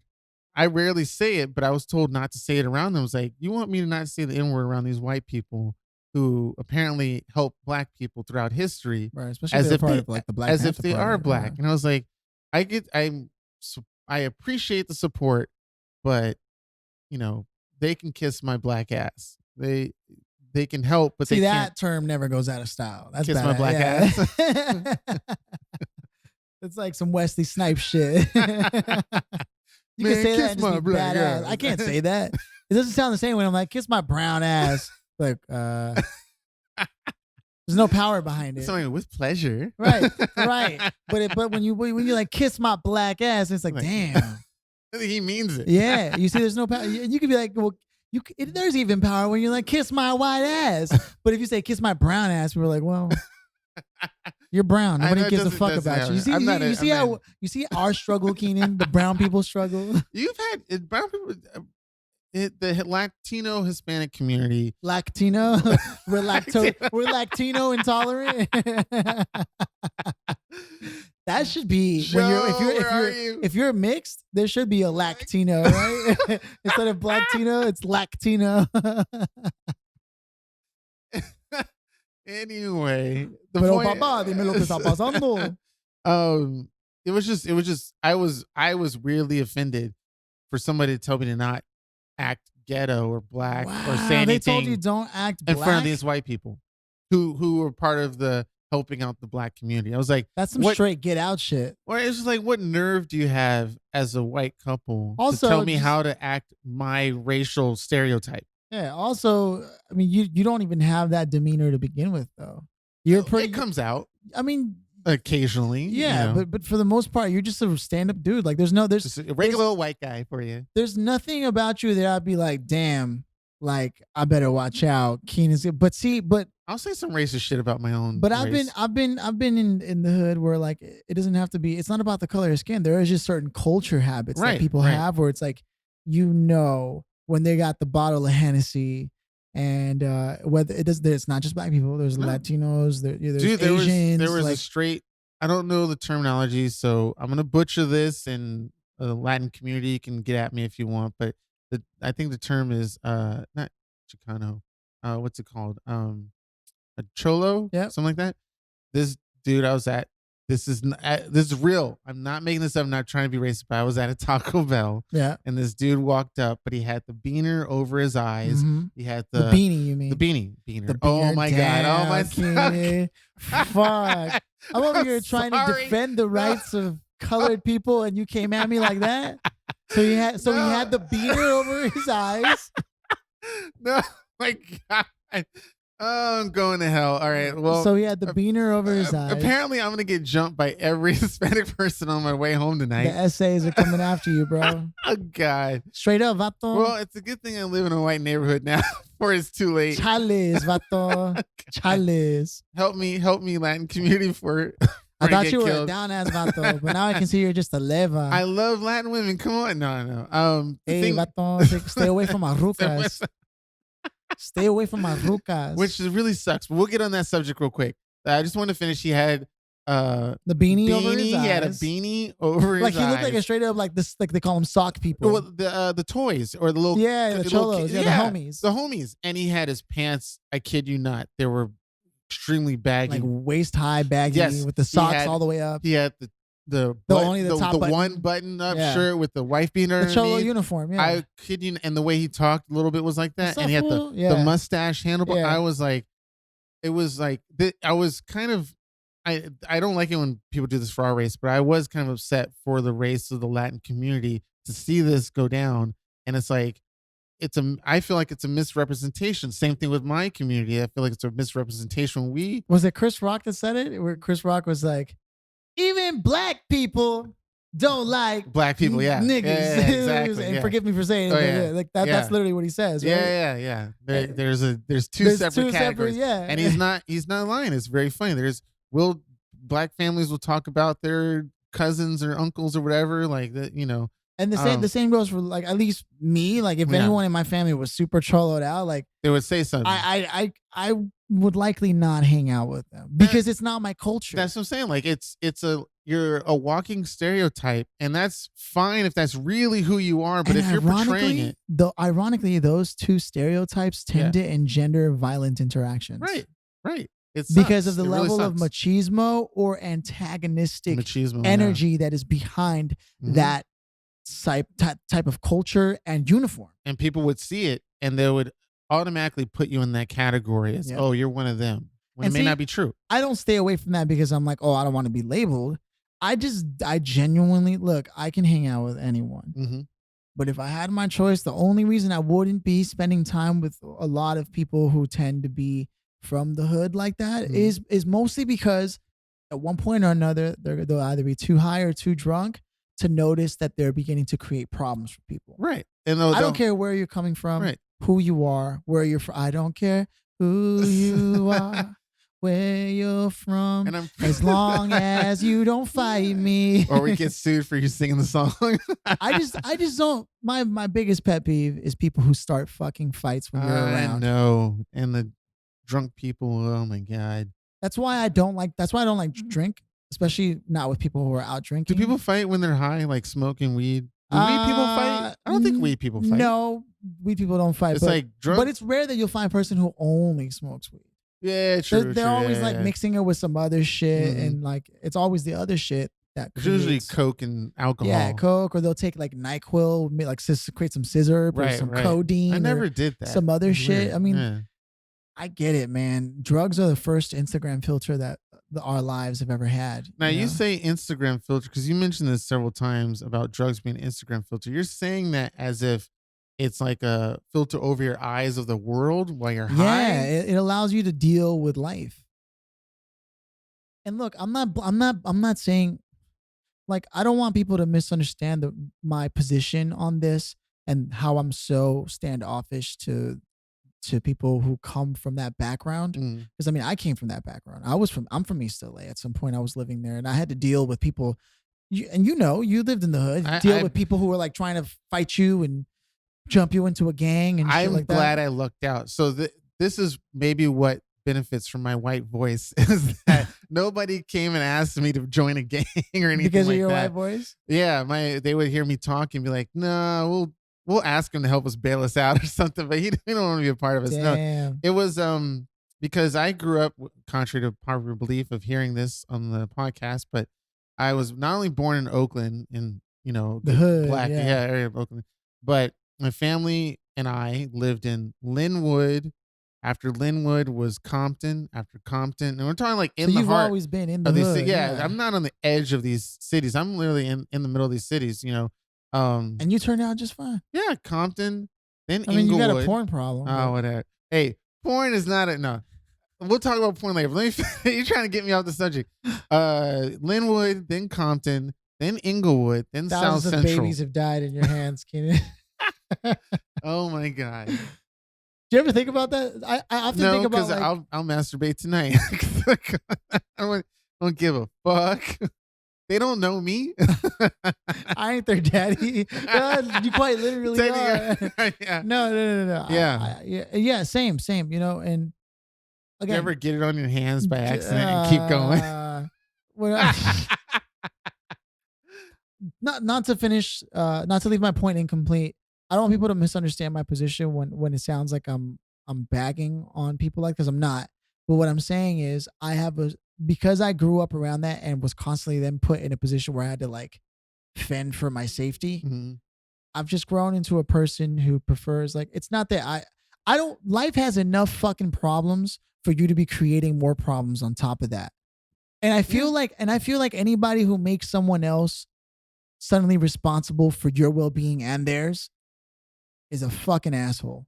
And a lot of people do it without any care whatsoever. Straight, there's homeboy who fucking moves. Like, well, that sounds like your fucking problem. And you got to find a better way of dealing with it than right. Than Same thing punching with somebody or shooting somebody, especially like that. In relationships with if some dude messes with your girl, you rather, start throwing out bullets at people. And you're very attached. We're very attached. Obviously, I understand it, but it's like you're ready to kill someone and not worry about going to jail for the rest of your life. When we all know that the ultimate revenge is to get into better shape, to get a lot more money, and fuck somebody else, and go find someone who's a lot more attractive. Those are obviously they're more devastating blows than shooting someone or hurting someone. And don't even get me started on men who think it's okay to hurt women. Well, that's the thing. I've ran into a situation myself and heard situations from other people where the guy would get upset about his girl cheating when he's cheating too. It just like for me, because I don't cheat, I definitely would not like to have a person which I would rather have, and it's very weird for people to understand this, but I would rather have my girl tell me, hey, I'm breaking up because I'm about to fuck this other dude. And then I would be upset and be like, oh, that's, but then I wouldn't be as hurt as if they stayed with me and fucked somebody else. Because of the deception. Right. It's a whole lot easier. And, if that situation ever happened to me, I would be willing to be like, hey, I'm leaving you because I want to fuck this person too. Right. I'll be a real asshole. But what if there was somebody who had a relationship where whenever they felt like they wanted to go fuck somebody, they'd be like, hey, I'm not in love with them or anything, but I really want to fuck them. I would say that's pretty much. Would you still be with that person? Nope. If you want to fuck somebody else, go fuck them. But you cannot. Then come back to me. Yes, you cannot come back to me and go, hey, boo, or even try to not seduce, but to in a way where you come back and go, I'll still, be like friends with benefits type thing. Well, no, like I'll be your lady, I'll take care of you, I'll cook for you, I'll do all these things for you that you always wanted. I just let me go and have sex with this guy, and I'll still do everything that you want. It's like, no, that's not. You want complete, like, I'm just between us. Yeah, because I'm a very loyal person, not just with relationship, but with friends too. I'm very loyal with my friends. Which I've had a lot of friends, Keenan. So you're not. I'm sad to say that you're not my only friend. So sorry. I don't care. At first you were like, "Where are you going with this?" I know, like what? No, I get it. No, but that's the thing. It's like if do you get jealous of friends though? Like in general, like if like you suddenly find out that one of your friends is hanging out with someone else more than you now? No, you just be like, I got plenty of fucking friends. Pretty much, who do all this other stuff. Now, if you're not including me in your stuff, right? And you're like on Keenan, purpose? Yeah, like. So if I suddenly started posting all kinds of videos of badass shit that I'm doing that I could have totally invited you to, but didn't. And then only if you were like, Keenan, where were you? Or well, I would never do that because obviously, you weren't invited. Oh, yeah, that's what I'm saying. Like, or to get upset if I didn't invite you to something. Yeah. It's like, hey, well, you didn't invite me to any of your shit. Like, what and the then fuck? Like out of spite, I don't invite you. Right. Yeah, it's like, that's just the weird the mindset of people like that. But coming back to the point on the subject, if my girl, if I had a girl and she wanted to go fuck somebody else, go do it. Just don't come back to me as if now we're still boyfriend and girlfriend kind of thing. Do you think that's a good enough reason to break up with someone? To go fuck somebody else? Just because they want to have sex with other people? For me, probably. And here's the reason why I say probably is because in the past experiences, a lot of times the ladies would be like, who are you talking to? Who's that? A lot of I loves you. Giving you the third degree. Well, I mean, like if I'm talking to somebody else. But then also, if you're saying I love you a lot, you're my only, you're my one, you're my baby, you're my boo, you're my bae, all this other stuff. I love you, I love you, I love you. And then you go and have sex with somebody else. It's like, how did that I love you part? Right. And then it's not honest. Right. And then if I go and do it, and then you're like, hey, I thought you loved me kind of thing. And then it's like, okay, then what's the definition of love and sex? Where is that? You have to define that quickly, or else there's going to be issues. Can it come across as like possessive? Like personally, and here's why I say that. Not unless if it's an ultimatum. I'm a lot like you, where like if someone is interested in somebody else, then just let me know. Like, I don't take it personal. I go, Just let me know. Yeah, just let me know so I don't go looking like a fucking fool. Right. It's almost like not swingers, but in the sense of like, well, maybe there's something of swingers where The they're still movie? together, but they fuck other people. Yeah. That's not a uncommon thing. Sometimes they fuck people together. Right. And I'm just not a swinger. I Swing. yeah, I would have no problem doing 3 ways and 4 ways or a massive ass orgy. I don't care. But I can't be with somebody while I'm doing it. And it goes to even as far as I talk about going to strip clubs all the time. And I've been to strip clubs, but if you had a girlfriend, would you give up strip clubs? I wouldn't go. I would maybe once. I think I would ask. I was like, "Hey, all my friends are going. Do you want to come with me?" Right. And then, like, if you were gonna go, and she's like, "No, I don't want to go to those places. I don't believe this." Okay, call up my guys. Hey, I can't go because I don't want. What if your boys are like, she got you like that? That's the thing is that unless she went to strip clubs, I will not go to strip clubs. It has to be for me fully support a very mutual thing for me. Right. Unless if I do it, I would want you to do it so that there's no tension between us. Right. Well, what if she wants to go to a strip club with guys? Would you? And she invites you. I think about it. Or like, here's 100, baby. Go enjoy yourself. So, but you would let her go to a strip club? Well, the thing is, the difference, it depends on the strip club. Now, I've seen 2 different types of male strip clubs. Well, not actually physically. Well, I know of 2 different types. Yeah. The thing is that there's one type where the dudes are dancing on stage like Magic Mike. Yeah. But they don't come up to you and rub their genitals in your face. Right. Girls at strip clubs where girls are strippers, they do lap dances. Yeah. I don't know if they do lap dances at male strip clubs. Now, I'm pretty sure they do. I would say they do. I thought so, but according to one of our friends, that's the point of a strip club, I think. According to one of our friends or girlfriends, friends that are girls, they told me they've been to some male strip clubs and they don't do that. Oh wow! And I was like, okay, that's interesting. But then here's the kicker. Now this could be just a porn thing. I have no idea if this is true or not. Right. But there's certain porn where there's girls that looks like a bachelorette party at a male strip club, or they hire a male stripper, and the stripper's fucking the girls, multiple girls or just one girl at this bachelorette party. And it doesn't look like it's fake. It probably is because a lot of people. It's porn. I know, and some people say all porn, like 90% of porn is fake. But there's something about these videos where the girls in the background, they legit look like they're foreground, they look like they're at a strip club. Yeah, and they look slightly uncomfortable to comfortable. Because if they're comfortable, it's fake. Right. If they look uncomfortable, oh shit, this might be real. They might be really be fucking. Right. Or it's just one of those. Could you imagine being a fucking male stripper? I don't know. I thought about it. Heard you said something about my huevos. Huevos splash, sexy motherfucker. Huevos splash. Yeah, it was just something where I thought, I used to tell people I was a male stripper. They always believed me. It's kind of, I don't know if that's a good or a bad thing, man. I was like, I mean, the thing is that I don't know. If you don't mind.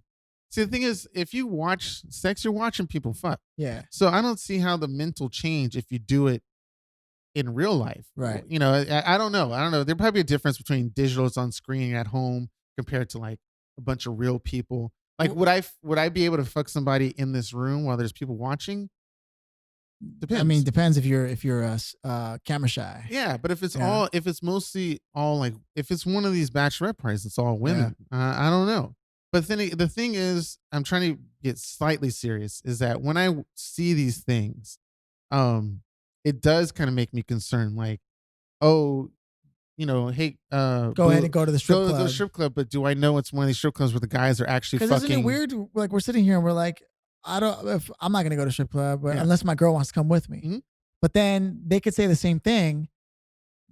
And they're like, oh no, I want to go to a strip club, but I gotta let my guy know he can come with me if he wants. But I don't know of any guys, and this I don't know if there might be, but I don't know of any guys who want to go to a guy's strip club. Well, it depends because just to be with their girl. Like at that point, I'd be like, just go, babe. Honestly, and see, here's the thing where I've seen at other couples who bring their girls to the strip clubs is those girls tend to like girls though. Tend to like girls, or they just hang out at the bar. Yeah. And the strippers would talk to the girl at the bar, but they wouldn't do any touching or anything like that. And that's where I think I can still be comfortable at a male strip club because I'll just hang out at the bar.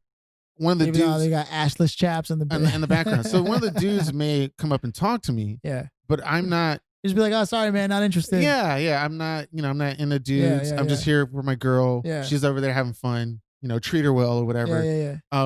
Something like that. But so you would be okay with like, how like, at I could do it. at a female strip club, you've got the breasts everywhere being like shaken. There's a in the floppy face, dick right? laying around somewhere. Yeah. As long as the dude's dick doesn't touch me. You're like, I don't want to see a shaboinga. Fucking Martin Lawrence. It can dangle around and hit their kneecaps. Oh God. But as long as it doesn't hit my drink off the table. I don't know. I ironically, I don't know if I could be the same man. If I see fucking dick touching the knee, I'll be like, oh shit. That's what I'm saying. Like, I don't want to see that in real life. Because if I watch porn, it would change me. I know in real life. That's what I'm saying. The weird mentality of porn in real life. Because if I'm watching porn, it doesn't even matter. Somebody's dick is showing in there and going in and out. Yeah. So, but to see it in real life, it's like, well, you're like, it is possible. I only thought it was in the movies. Let me get my ruling. Where's my measuring stick? All right, don't get close to me. Man, what do you feed that thing? You just see it eat peanuts like the dick like an elephant trunk. Starts throwing an apple in the air. Like what? It's like a baby's arm. But that's the thing, though. I think if the girl was really wanting to go to friends and she says you have to come with me so I can feel comfortable going, I do it for my lady. That's me being supportive. I want to support your happiness and fun stuff.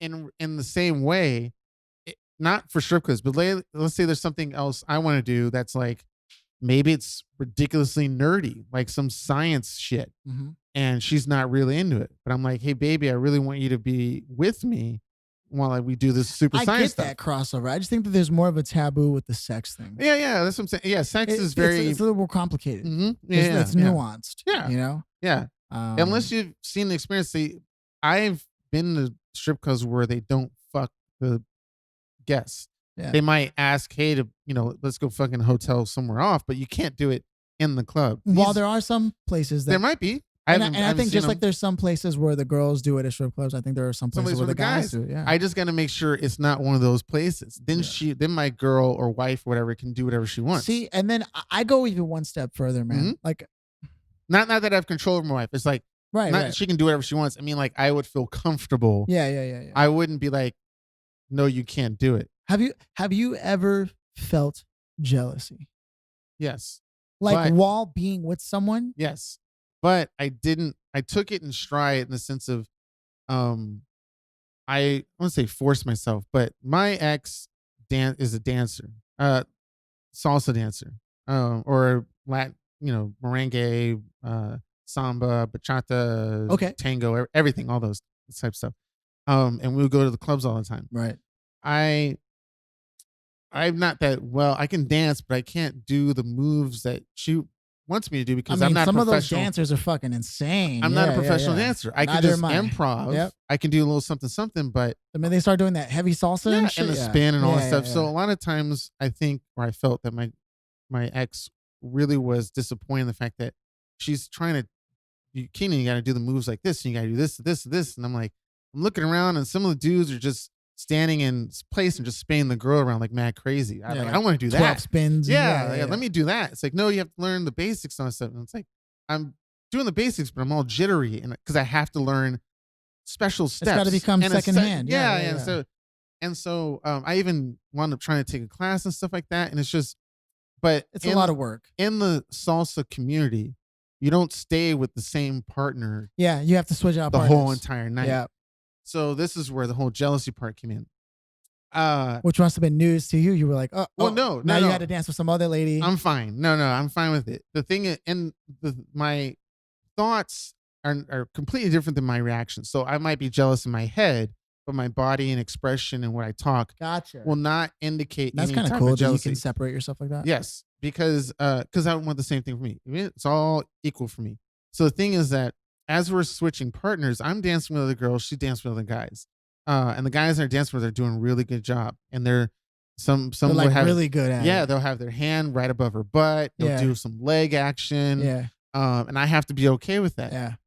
Because It's part of the dance. right. And a little part. It's an erotic dance. It's an erotic dance, but the situation of jealousy or confusion I had was that because my lady was a professional at it, she didn't take it as it's a sensual sexual thing, except for the dance move of bachata, Right. Or bachata, Bachata, yeah. bachata is because that's where they have to really be in close and they're Yep. moving their body really. The dick has to touch the Exactly, yeah, exactly. yeah, yeah. So, but all the other styles, she didn't feel so much, even though I knew as a guy what it means to a guy to be dancing with somebody in those styles, including salsa and tango and whatnot. And I would hear the guys talk about, this girl's really hot, or you saw moves I was doing, I could hear them talk about it in the guy circle, the whole quote unquote locker room talk. She doesn't get to hear that. So she doesn't know that that's what guys think or want. Even though I think in her past, she might have hooked up with a guy at one of these salsa stuff. So she has to know. But she acted like she doesn't. So here's the thing about the jealousy part and how Well, yeah, she probably if she did, she should have probably told you. Well, yeah, and she only told me about the bachata part. And how that's only for us. Right. And so because I pick up on that stuff pretty quickly. So the thing was, in order for me I was still slightly jealous, but only because I wasn't good enough to be the good dancer, Right. to be twirling ladies around. That's where the jealousy came apart, especially since the way the guys would touch and hold the ladies. It's like, You're come like, on. I want to do that too. Yeah, it's like these girls are not even giving me a damn handshake, but I can put my hand on your inner thigh when we're doing the salsa. Right. So it's like, there was a guy that danced really well with all these ladies, and he was the man. Yeah. it seemed like black dude, really good. Yeah. I was impressed. I was watching him. You were like, I want him to move me around. So my lady at the time, she mentioned about how good his moves were. It's like, you should go dance with him. No, I'm with you and all that stuff. But I can see that she wanted to. It was like a pity no. Or it just felt like it. She might have really felt, no, I'm not going to. But I somehow I picked up and felt like she really wanted to. Yeah. So you talked to the guy. I told the guy. And I don't know if that's a bad ruling or not, but it was like, I was getting frustrated that my girl was saying, I want to dance with him. And you're just sitting there. I'm like, come on. Yeah. So it felt like she was kind of asking me, is it okay? Yeah. So I was like, okay. You picked up on it. I felt I did. Maybe I didn't. But no, some of those things, they're subtle and they don't always want to ask directly. So I asked him, I say, hey, my lady says you have awesome moves. She wants to dance with you. Is that cool? Which is very gentleman of you, man. Yeah. And the guy was like, he was shocked. He was like, what? You want me to dance with your hot girl? And I was like, yeah, go do it. So they did, and I watched. But my girl kind of got jealous that I wasn't dancing with somebody else, that I shouldn't be sitting there watching, And I was like, but the thing is, I'm not watching the sexual part. I'm watching his moves because I want to do what he does. Because you were interested in learning. Yeah. But it was still, and he did all the stuff, twirled, touched, did that stuff. But she asked me if I was comfortable or if I was jealous. And I said, yeah, I was.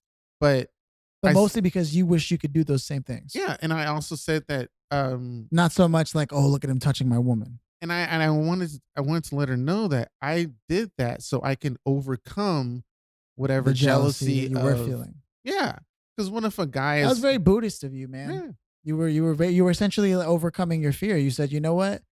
If this is what I'm feeling, I'm about to take it to the next level and show myself that it's not as bad as I think it is. Right. And hopefully that the dude that was approached by you saw what it takes for you to be there and be like, yo, dude, hook my girl up with a dance.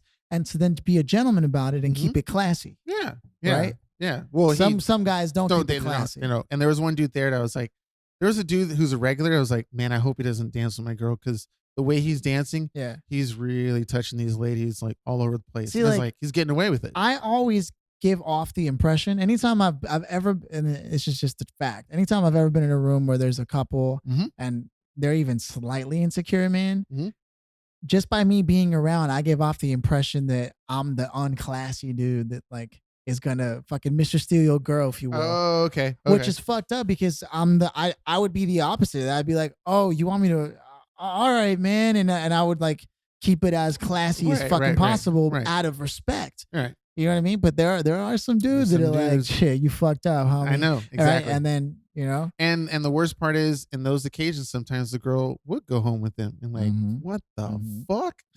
And so it's tough, man. And the cool thing was, well, not cool, but it was one of those moments. The reason why I did it, because I still do, but I thought my girl was really, really hot. That I was living out that scenario where a lot of dudes would tell me, hey, at least you're the one she goes home with, which is true. And that is true. And I didn't get sex that night, which I was hoping for. but the thing was that nobody else knew that unless they listen to this podcast now. But the thing is, all the other guys there saw me go home with my girlfriend. Right. And it was really cool because I was living that scenario. A lot of times I would be the single guy at the bar going, man, that would be me. Or I would talk to some girl who I thought was into me, but it turns out she goes home with the dude. And I was like, damn, it could be me. And then that was me. That was pretty cool. It's funny that you say that. Yeah. Because I think it always comes back to like wherever it is people are lacking in life. Like I get like that whenever I'm with someone, let's say, and I meet someone who's like wealthy or rich, and suddenly I'm feeling like fuck, like I already know, like I get insecure. Oh, okay. Around guys who have lots of money. Yep. Because I know how much respect money can command. However, I also keep faith in that I don't surround myself around people who place that kind of value on money. No matter what people say, like these hoes ain't loyal or whatever. Right. Well, that might be true, but maybe you shouldn't be fucking with these hoes. Right. And there's plenty of men and women who don't cheat, who don't get all crazy. I'm lucky that I've never been with someone who would be like, well, they got lots of money, so yeah. And this comes back to what I'm saying, like I have been jealous before, but I think it's interesting that you handled your jealousy well, because when it happened to me for the first time, when I was like, I think the first time I ever felt truly jealous, I was probably 18, and I had just started a relationship with someone, but I think that my jealousy was placed appropriately because I was with this girl. We just started going out, but we had just made it official too. Okay. Right? Girlfriend, boyfriend style or whatever, right? We put the label on it. And then we went to the bank for something. She was getting some money out and some dude walked up to her and like started talking to her, and she started like engaging right in front of you. Yeah. Damn. Like I was waiting in the lobby, like by the couch, but I saw the guy walk up to her and start talking to her. Yeah. And he put out his hand and like she gave the hand and like they were holding hands for a while they were talking. And in my head, I was like, what the fuck? This isn't right. Right. Something about this situation is not okay. And part of me wanted to go up and be like, yo, is everything okay over here? But at the same time, something told me it's not my place to walk in and start causing a fucking scene. I could, but I think that's the weaker move. I think the stronger move is to allow the woman that you're with to make the choice and be like, yo, don't touch me. Because I've seen that. We've all seen stuff like that. Right. What are you doing? But she didn't do that. I know. And we've seen that too. Like, hey, why aren't you... And it wasn't the first, obviously that's why it didn't end up working out. But but I never ever brought those things up because it would just be like me throwing it in her face. Yeah. Instead, I'm one of those people that likes to let actions play out. Like if there's a pizza and then somebody doesn't even bother asking or saying, hey, I want to get the last slice, but if somebody else wants it, you better take it now because my ass wants this. Right? I would respect that more than someone who just takes it.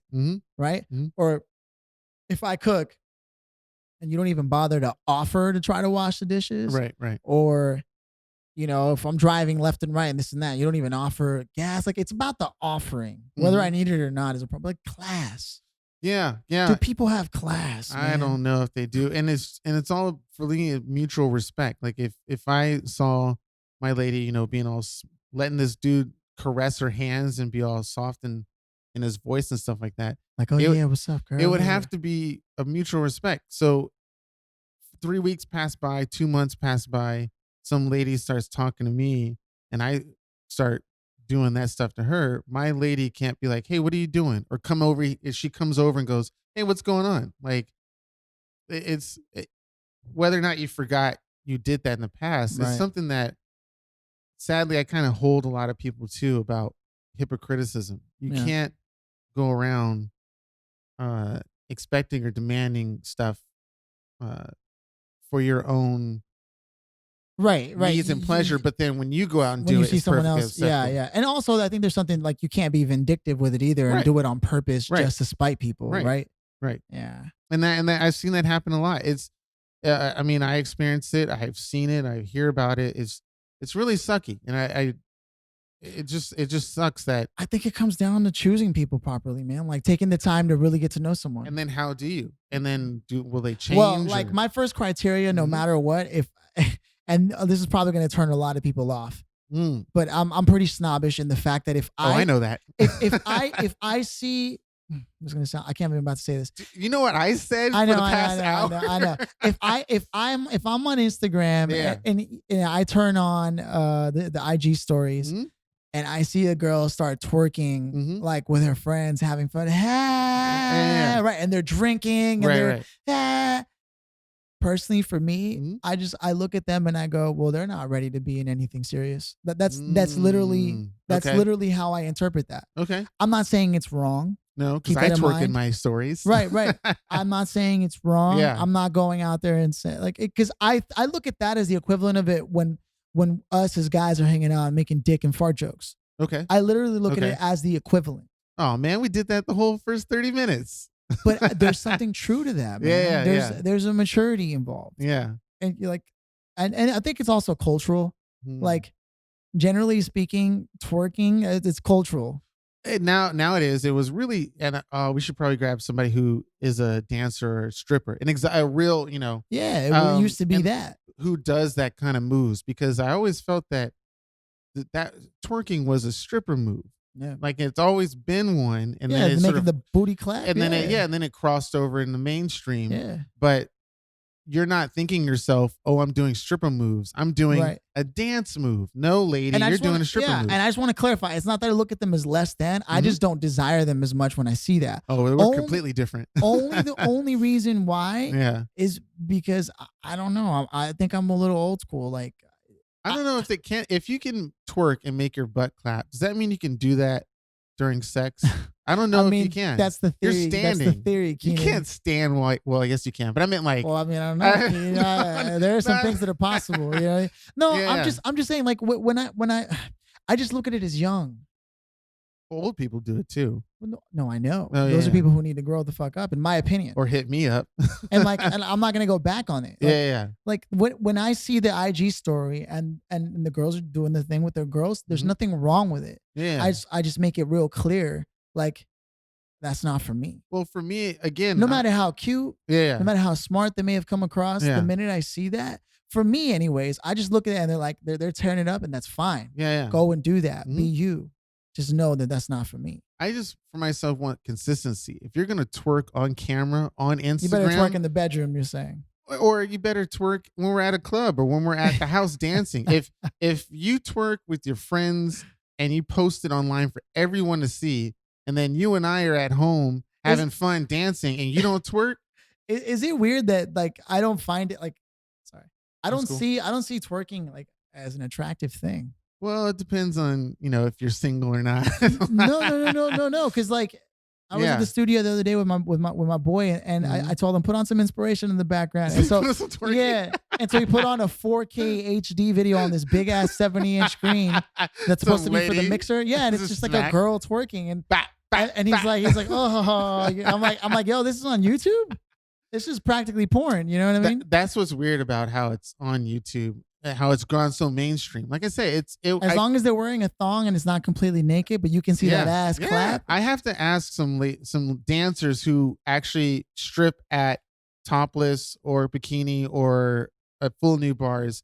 Hey, is this move a stripper move before it ever became popular? I'm pretty sure the answer is yes. And keep in mind, like I'm not saying that people who do that professionally are just as immature. No, I think like that's literally part of your job. Like part of your job is to entertain in that fashion. So I get it. I was speaking strictly. Yeah, I know. You got me on beat. Yeah, Keenan, you're out here. I was gonna say, never mind. Okay. I was speaking directly to like let's say you meet someone, Mhm. you're out and about, you meet someone, you guys exchange contact information, and then then you're like, oh, I wonder what they posted today, and Mhm. you see, and the first thing you see is hey, and they're taking shots down, and they're shaking the booty, and they're twerking with their friends, and they're slapping their friends' ass, and like ha Mhm. ha. I would see that as the equivalent of a bunch of dudes. Um, uh, Downing beers with the red cups and flicking each other in the dick or whatever Yeah, the fuck. playing, Like it's like the yeah, same thing yeah, to me. yeah. It's just fratty Mhm. or sorority ish, and like Mm. Do you think it's because they're missing some type of element in their life of like wanting to be silly, wanting to be crazy, wanting to be out there they're without just not being young, so wild. Yeah, they're suppressive? young, wild, and free, bro. You And want there's to show nothing wrong some, with that. yeah, There's nothing wrong with that. Like I just happen to be a grandpa about shit. I'm a straight grandpa, and yeah. and again, only reason I'm stating my opinion Mhm. is because I know that there's a lot of people out there who think differently. Yeah, I can twerk on a wall. Do a Fucking Keenan. handstand. I don't want to see you twerk, Keenan. That's You actually did. I did it here. Remember a long time ago? Um, I did that in front of my grandfather. no, you Yeah, I didn't. did. And he You was like, twerked in front of your grandpa. yeah, I twerk up against my girl at this ceremony, and then he's like, Keenan, what are you doing? It Yeah. was funny. But at the same like you Yeah, were yeah. whereas you would be like, oh shit, look at that girl, I and would you because you would like to go talk to her after that. yeah, the way they He said, the yeah. jiggly jigs, yeah, man. Whereas me, Yeah, I would immediately make sure I don't speak to her the rest of the night. Not yeah. not because it's a reflection of a character, more than just like I know what kind of attention she wants from that, Hmm. and that's fine. Well, see I'm that just not here to give attention to that. maybe Does that we make sense? yes, and maybe we're agreeing in a different way because I wouldn't think that for me, as nice it would be as wifey material, I would not be like I would See, not look at it and and go, when I hear "Oh, that's that, my lady." that's why I was wording it so carefully. I Mhm. know there's someone who's gonna be out there. Oh, so just because a girl can twerk doesn't make her wifey material, That's the thing. right? But then there's a lot of girls out there who are wives Yeah, and they do twerk. yes, I've seen few, and I'm like, In fact, they twerk in groups. and I'm jealous of the husband. The husband goes, "Yeah, you want her," because he doesn't want to deal with it. But the thing is that for me, it has to be more than that. Again, for me, it's all about consistency. You're and the style if you're doing it. You're doing it on a huge platform, online, with video posts and stuff like that. If you did that in a club or at the house, or something like that, or with your boyfriend or husband, I feel so conservative. that's Like as I hear like myself talk about this. whatever. I mean, I'm on both sides because I did just admit I wouldn't consider that a wifey material type of Right. person, but I still enjoy it and like it. And like I was saying, I just don't think I don't think that they're ready to be anything other than wild and free. Okay, Like if they're doing that. yeah, but And there's other things besides that. see, but like part of me in my head, I can just hear people going, so what? Just because a girl gets down with her freedom and has freedom of expression of her body, that all of a sudden you want to, just because I myself would prefer someone a little more like librarian-ish, Yeah, a little yeah. more Yeah, teacher-ish. I would very- too. A lot of guys would. It sucks that people would get down on you about your interests, but it's the same thing that I have a very hard time admitting or discussing about the type of quote unquote racial ladies that I'm interested in. Like Latinos, for Yes, example. I talk about in the show a lot about Latinas, and Because you're still looking and I'm for really that into one. Latinas, and I'm really into Latinas. But when somebody asks me, they're waiting for me to say that I'm interested in either black girls or white girls, and it's like I only They get, ask you either or. no, they just like They don't even give you other options. I know there's no other options but those two, and What do so you mean? because if I For you, there's yeah, you don't think a Latin girl would be into you, well, I had a Latin girlfriend right? before, but it's other people that would ask me or talk to me about Oh, they just racial automatically assume relationships. you only want either a white girl or a black girl. Yes, that's the thing. That's kind of fucked up, Well, I mean, especially in today's age. Because that's the dude, thing. A lot of people, it's I still like there. them black, white, Puerto Rican, Haitian, yo, But whatever. even if we get to the part where I say I'm interested in Latin girls, they'll say, "Well, what about black girls? Well, what about?" And I was like, why did you even have to go there? You asked me what I'm interested in. I gave you an answer, and now all of a sudden you want to combat me and come at me. So I see. They almost set you up. yeah. So it's like I understand what you're talking Yeah. about, and I'm kind of just saying fuck them. Yeah. But It's tough too because like I know there's a lot of rhetoric going around that certain races are being fetishized, I think is the word. Yeah, a lot of people are about Asians a fetish or something like that. Asian fetish, a black fetish, and Latino fetish. And I can't explain. I don't know. Maybe it was watching Desperado or something like that with Selma Hayek, but I don't know what the reason was. I went to prom. We could take the same thing and be like, "Oh, you're pizza fetishizing or you're burrito fetishizing." You can do that for everything. But us humans like to categorize people in different spots, and that's better for us to identify. I do just feel slightly guilty about the way I look at. Like, I'm saying you shouldn't, but I understand. Yeah. Whenever I see girls and they're just like, the minute I see that, I'm just always like, man. Yeah. Well, what do we ratchet as fuck. What do we do as guys? I'm not saying that I wasn't like that at some point. Yeah. But I quickly realized that it's not who I wanted to be. And my question is there anything wrong? Look at me trying to get you to justify me. Is there anything wrong? I'll do it. Is there anything wrong with wanting what you want so long as it doesn't hurt other people? I'm saying obviously no. And a lot of people tell me that because the whole racial thing. So we're both in agreement here. I think you're just trying to get a straight answer. The answer is no. There's nothing wrong with any of that. People have their preference. Right. A lot of people, like I couldn't get along with someone like that. Yeah. Because what else are they interested in? Well, I mean, who knows? I mean, well, that physical It's one thing if they're joking and they're like, watch me twerk, and it's a joke. It's another if they're legit out here like twerking and they're like, Well, the more serious they get into it, I'm like, wait a minute. I've been to a lot of strip clubs. I'm about to hand out you some ones. Because you're going too far with it. But shit. Keenan was like, it's a good thing I brought these ones. Where are these singles come from? I have to ask. Oh, God. Do you remember back in the day, I think it was for Veronica's birthday, you gave me that stack of fake money or whatever, and everybody thought it was real cash. Everyone thought it was real cash. Have you ever taken some of that cash to a strip club? To a real strip club? No, because I know it's super illegal and my ass will get shot. Not by the police, but by the strip club owners. Like, how dare you bring in this fake money? Can you imagine? You could never go back. No, I have to do it once and then run the fuck out. Grab a quickie real quick. Yeah. Like, how much if I gave you a stack? Now, see, a lot of the girls don't check the money either. Some of the pros, they'll see, like, hey, wait a minute, they'll count it. But some of the newbies won't count. So, shit, yeah, man. I haven't been back to a strip club in a long time. I've only been to a strip club 3 times in my life. Yeah. You haven't gone to the right ones, though. That's the problem. They didn't take you to the ones where you're like, oh, this is a party. Once when I was 18 for the first time, and so, like my friends they were celebrating their 18th birthday party. It wasn't even mine. Yeah.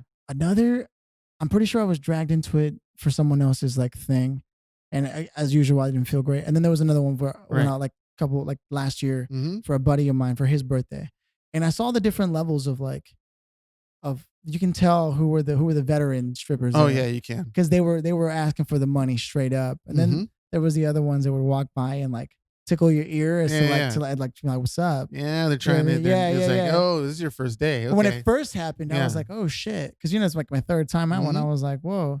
Yeah. But then I remembered, I was like, you're at a strip club, bro. Right. So then after 4 more did that to me, I was like, wait a minute. Yeah, there you go. And I've never been that popular. and that's one of the reasons why I try to justify strip clubs. A lot of people don't understand that that's a place where a man can get some confidence, real confidence. Because a lot of times, this is not my main reasons, but one of the reasons why I would go is so I can be comfortable around women who are really, really attractive and hot, who I would think I'd never have a chance to talk to. Just to be in that space. Who is now talking to me as if I'm hot shit. And I can be myself and I can learn, methods and terminologies. I can practice my flirting because I know nothing's going to happen. It's a business. So it can be beneficial for men who are very lack of self-confidence and self-conscious, and who have problems or issues like me approaching a random hot girl in a CVS, that you would never talk to before. I mean, that's tough no matter who you are, man. Yeah. There's very, very, very few people who aren't afraid of rejection, and just in general. But wouldn't it be a lot like... But you never get rejected at a strip club unless you're a dick. Right. So that's the thing. That's the good positive Wouldn't thing. it be a lot like watching porn for sex tips, though? It's not the same thing. It's not... Well, it depends, because a lot of those girls are very sexually active, so they can give you pointers. Right. No, but what I mean is like you can't carry what you see in pornos into the bedroom. I tried. Well, we've both done that, and trust me, it's awesome shit. Yeah. You know, we both. I'm pretty sure Joe's done it too. But what I mean is like it's not like real sex. No, It's not the same thing. I mean, yeah, you can have fun yeah, and try things out. It's not sensual or anything. Right, like that's right, just right, yeah. right. It's just like because it gives guys the wrong idea of like what most girls want. There are times and places when you want to get freaky with it, right? But that's not always sex. Yeah, sex isn't always freaky. Yeah, well, at some point, I would say someone in the relationship should be like, "Hey, you're not doing it right. You need to start doing it this way." But there should always be communication. That's the advocacy that I'm presenting. But, like, if you're watching porn and you're doing porn moves and the girl's not liking it, the girl's got to say, "Stop doing those damn porn moves." Yeah. Or like, "Hey, let's do sex the way I want to do it," or do something in a way where you can show the man, "Hey, you're not. I like you and I want to have sex with you, but you got to do this the right way." There's got to be communication. Because if you expect the guy to just do it on himself, by himself, you're not going to know. There's no growth. There's no getting better. There's no nothing. You got to. If the guy can't if the guy doesn't understand the body cues that you're giving, then some communication is important. Yeah. But there's always body cues. And I definitely communicate with my girl. I was always encouraged of her. I would ask her questions. You know, how would this? How would that? What do you want to do? Not during it, but after. How do you want to? Yeah. You know, so next time when we do it, I know what to do. Right. It's just I understand you want some mystery, and the guy figures out how to find a certain spot in a certain way. But it's like if you don't tell him how close it is, you know, play like a hot cold game or whatever. Well, they do. Yeah. If you body language. But I mean verbally, physically. If you take the time to kiss like 90% of the body, you can literally watch the way they react to certain spots. If you're I would say watch because you can't look while you're down there doing. But there's if it's not a moan, it's just a slight body budge, whatever it is, you can always find the spot, man. You can always find the spot. Yeah. Well, the reason why I brought that up though is because then porn. So that's porn, and then you take that into the bedroom and you're like, but that's what I saw in the porno, right? It's the same thing with like talking to strippers, and then you go out. I feel like I said that wrong. It's the same thing with talking to a professional. Yeah. And all of a sudden, you know, you think you can carry that into the real world. To some degree you can, but it's not exactly the same because they don't have to like your jokes. Yeah. And they don't have to make you feel like same you're saying thing the right in the real world, right? Exactly. If they're no, but that's what I'm saying. Yeah. Some strippers might laugh at you when you're not actually funny because you're paying them. If you get to that point, I'm talking about before, you know, you're at the bar just chilling.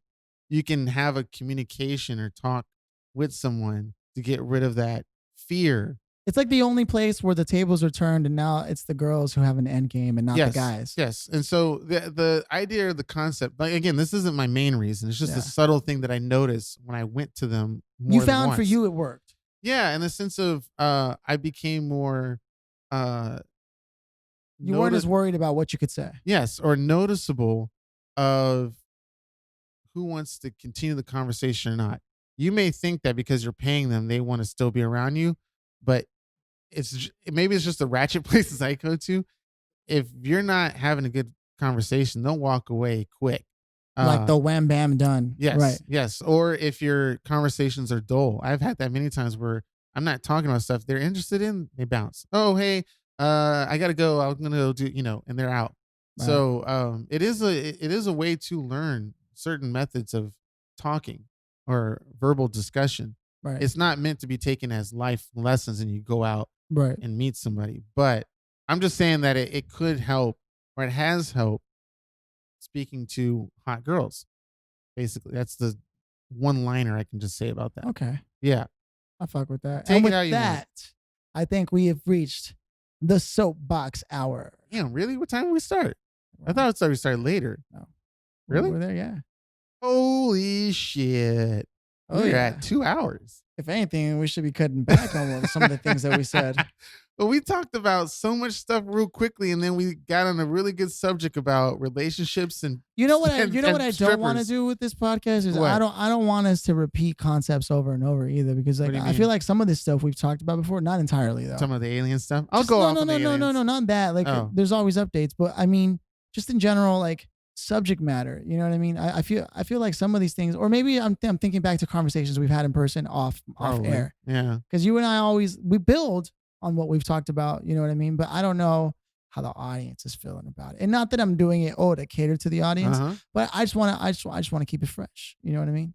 So you're saying the topics we discuss should be new? No, or at least built on. I don't want people to go, oh yeah, they talked about it on the last episode. You know what I mean? Oh, so we don't just do a one and done kind of thing. We continue it forward. I think I'm confused right now. Yeah, me too. Me too. Wait, me too. What's going on? What I'm saying is, as we come to a close, I really do hope that you guys have enjoyed this, because for me, this conversation was awesome. Oh, you know yeah. I mean, shit. The first thing for me, see, again, different strokes for different folks. Who knows what they listen to if they like, but the fact that we had jokes and we were laughing, that was natural, and not trying to be like, hey, I got a joke for today or anything like that. The fact that we talked about these 5 to 10 different subjects, really. Yeah, we did. Yeah. We went deep on it. Yeah. Because Joe wasn't here to interrupt it with his ego, with his guapo-ness. And we did talk about some subjects he posted on Trellis. We're about to go back to that. But we did have a good segment on religion and finance and government and power and all that stuff. Then we did relationship stuff for a good moment. You found out a good information about me and jealousy. Right. And then strippers, and then everything in the beginning was just building up to all the boyish humor out. Yeah, and all the I feel like people fast forward our immaturity. The first 20 minutes is usually immature. Or we just say in the description something about, and later in the episode we talked about this or something. So I'm actually interested, Keenan. What is your soapbox for today? Oh, fuck, you trying to just end it? No. I'm actually, because I know you like to prepare your soapbox. Well, no, I never do, but I know you never do. But my soapboxes always come from my daily life. So whatever happens in the week, something always. Now this is what Joe denies, but not denies, but he says that I manifest it. That somehow I'm asking for it, and I don't. You're asking for it. I know. It's just things happen to me that I either think about in the car on my way to work, like, oh shit, and I have a good 30 minutes to think about it, so I'm like really diving deep in it, or some asshole on the road does some asshole thing, and I'm like, I'm gonna make this motherfucker my soapbox. I gotta talk about it. Or some drama happens with some friends or something like that. It's like, oh man, fuck say them. Something. Yeah. On national air. Yeah, exactly. That's why I say shit about, my work and what I'm doing on the road and all this other stuff. It's a good thing they don't listen to this podcast. One of them did, but fell off, and another one kind of they watched the Instagram stuff. So the Instagram posts, by the way, ladies and gentlemen, will be coming soon from all the clips of the shows. Now Keenan is taking care of it. Auto editing. I'm relieving stress from Philly as much as I can. So my prepared soapbox is nothing that I can think of at the moment. But you didn't prepare one. Well, I mostly talked about it on the show. Oh, and then also I got it out of you early. Huh? You did, and a lot of times premature.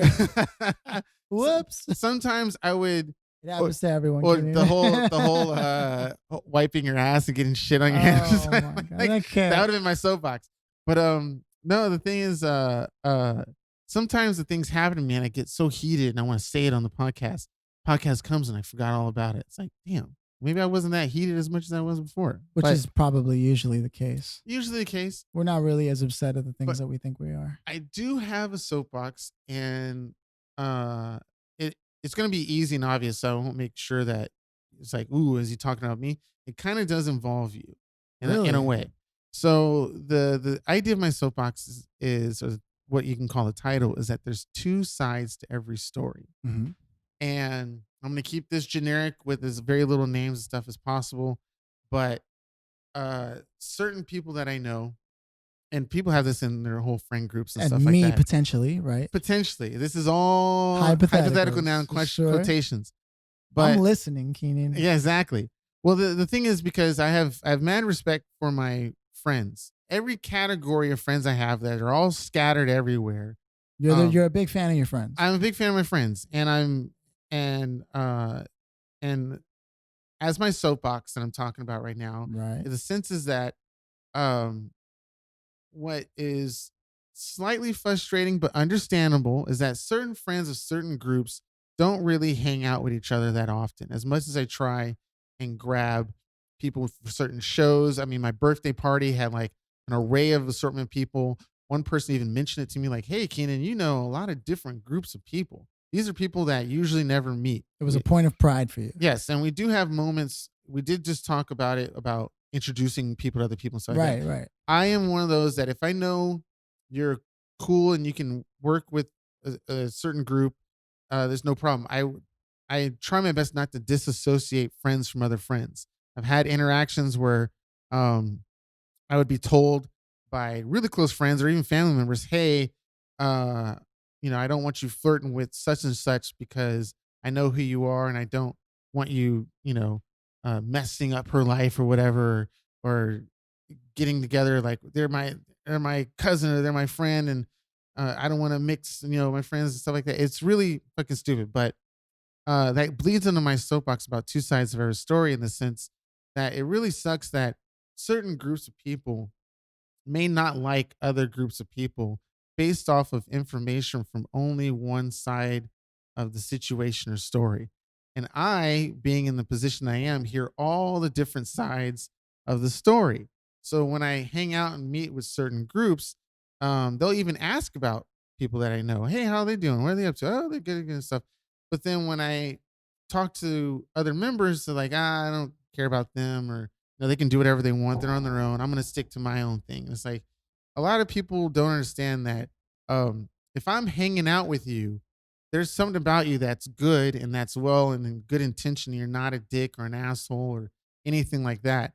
So if I'm still hanging out with them, there's probably something there that you may or may not know that I know, that uh, you could be a Nick community or connection that actually might benefit you instead of not benefiting you by distancing yourselves from other groups. This is very obligatory, like out there with no names and section of people. But as my soapbox, it's just understand that if even myself, because there's some people that I distance myself from what I felt they did to me, I still understand that there's two sides of the story. So whoever I distance myself from, I still think that they think I'm doing them wrong, even though I think they're doing me wrong. Uh, and I know that, but at some point, someone should, as I do, should do myself, understand that there is two sides of the story, and I can't be fully upset or not want to work with them. So there's someone that I did distance myself from, but if we happen to cross paths and want to work with each other or can work with each other, I can do that without being, "Oh, screw you. You treated me like this back in the day." It's like, no, the job's a job. We'll do it. I appreciate who you are. We can do the work and then we can go our separate ways. We don't have to hug it out and grab dicks and or vaginas or whatever. But the point is that, we don't have to fake it as a friendship. We can still be cool. You can still be cool without having a friendship. So that's my soapbox is, hey, just remember, as upset as you are at anything that happens to you in life, there is another side of the story. There's grass is greener, flip of the coin, however you want to put it. Um, until you have all the information, it's best not to put in your own thoughts and ideas and judgments about somebody until you get that information. And that goes for me as well. So yeah, that's my soapbox. So I get it. Yeah. I fuck with that. Totally understand where you're coming from. Mhm. Don't make any assumptions. Right. Yeah. Everyone is guilty of that. And I'm pretty sure there's people that are like, "Hey, don't hang out with Keenan," and because I did or said something with them, and thankfully, like, no one has ever said that to me about you. Yeah, and that's generally because you generally tend to be a really cool guy. Well, I have said some words to people that I thought was a joke, but it came off, either racist or sexist. Which I'm always surprised by anybody that takes the shit that you say serious. And someone did, and I notice when I'm around them, they avoid me like the plague. And I feel like they also told somebody else to avoid me like the plague too, because they started acting weird around me too. So it's like, oh, okay. And that's the way the cookie crumbles. Right. I mean, I'm trying to think back in my life now, and hearing things is definitely one thing, but seeing them for yourself is another, right? And until you see them for yourself, you shouldn't be. Yeah, you're right. You're right. Right. You're right. But yeah, there's also a thing that people change, and so maybe That happens. so why don't I do the antithesis to that as my soapbox, right? Okay. So I'll do my antithesis as a soapbox. Right? Okay. Okay. This is a new thing. All right. We've never All done right. that. I'm waiting for this. I'm getting ready. Here we go. And again, obviously nothing prepared. So I'm gonna Cianan, do. you're full of shit. I'm gonna do my best to no, just in case. So there's the other side of it, right? So Exactly. This is the other side. yeah. So in life, you're gonna come across people who are going to be amazing, and you guys are gonna have dreams, and you're gonna talk about projects together, and that's great. Do it. Go full force. Don't hesitate. Jump right in before you're ready. Just get started, right? And as things play out and people change, whether it's them falling in love or them starting families or them wanting to go back to school, whatever it is, because people will change, because that's the one thing that people are good at is changing, and at the same time the one thing people are the worst at is changing. uh Change being the only constant thing there, right?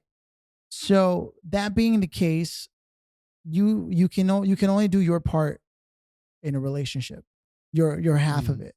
And just be sure to be aware when you're not doing your part. Mm.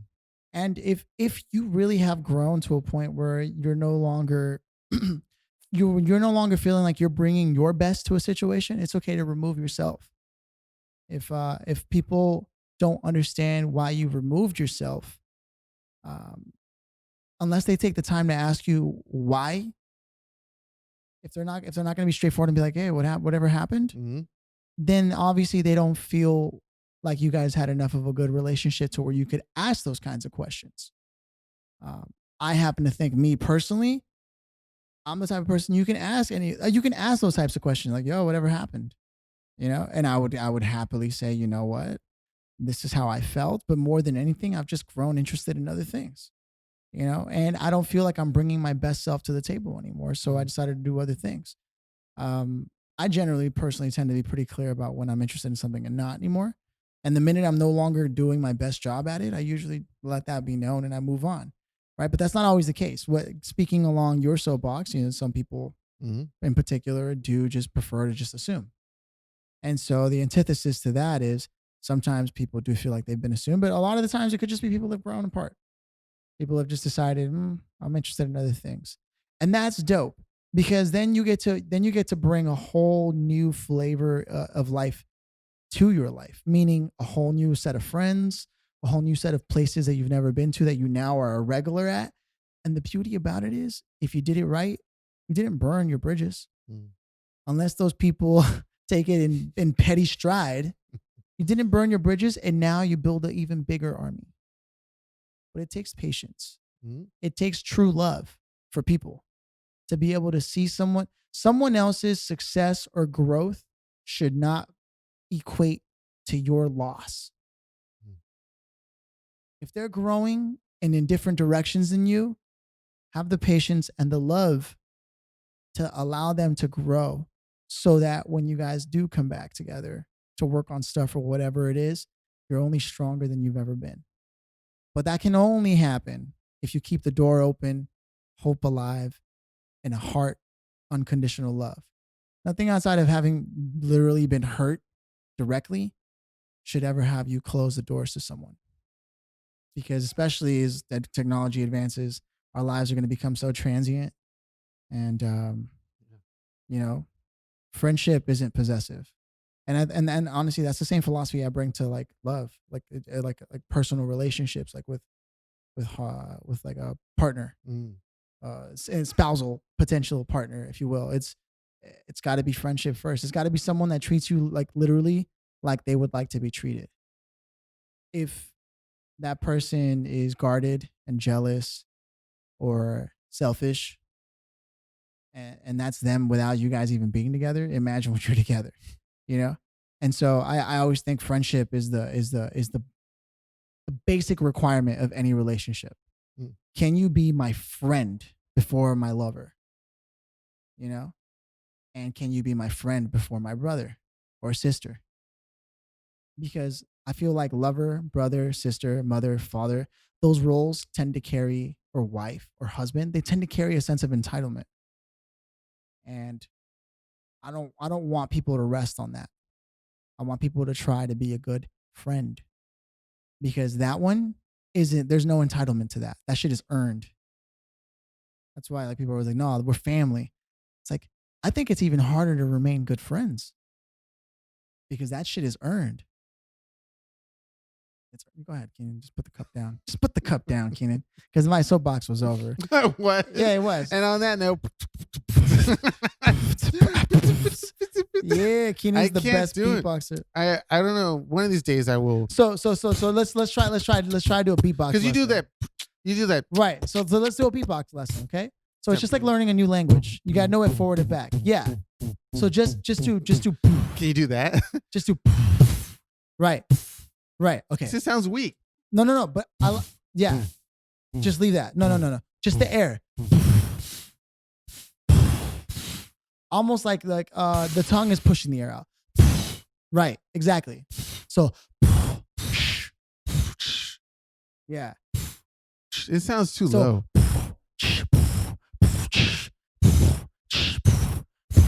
You got some roll on it. It's like that. It's with the tongue, yeah. But the cheeks are loose. It's not tight. I think I prefer the cheeks are loose. You prefer the cheeks tight? Yeah, I can do the because you want pitch in there, huh? Yeah. Can you do it like a snicker? Oh, snicker? Right. So do that. So do.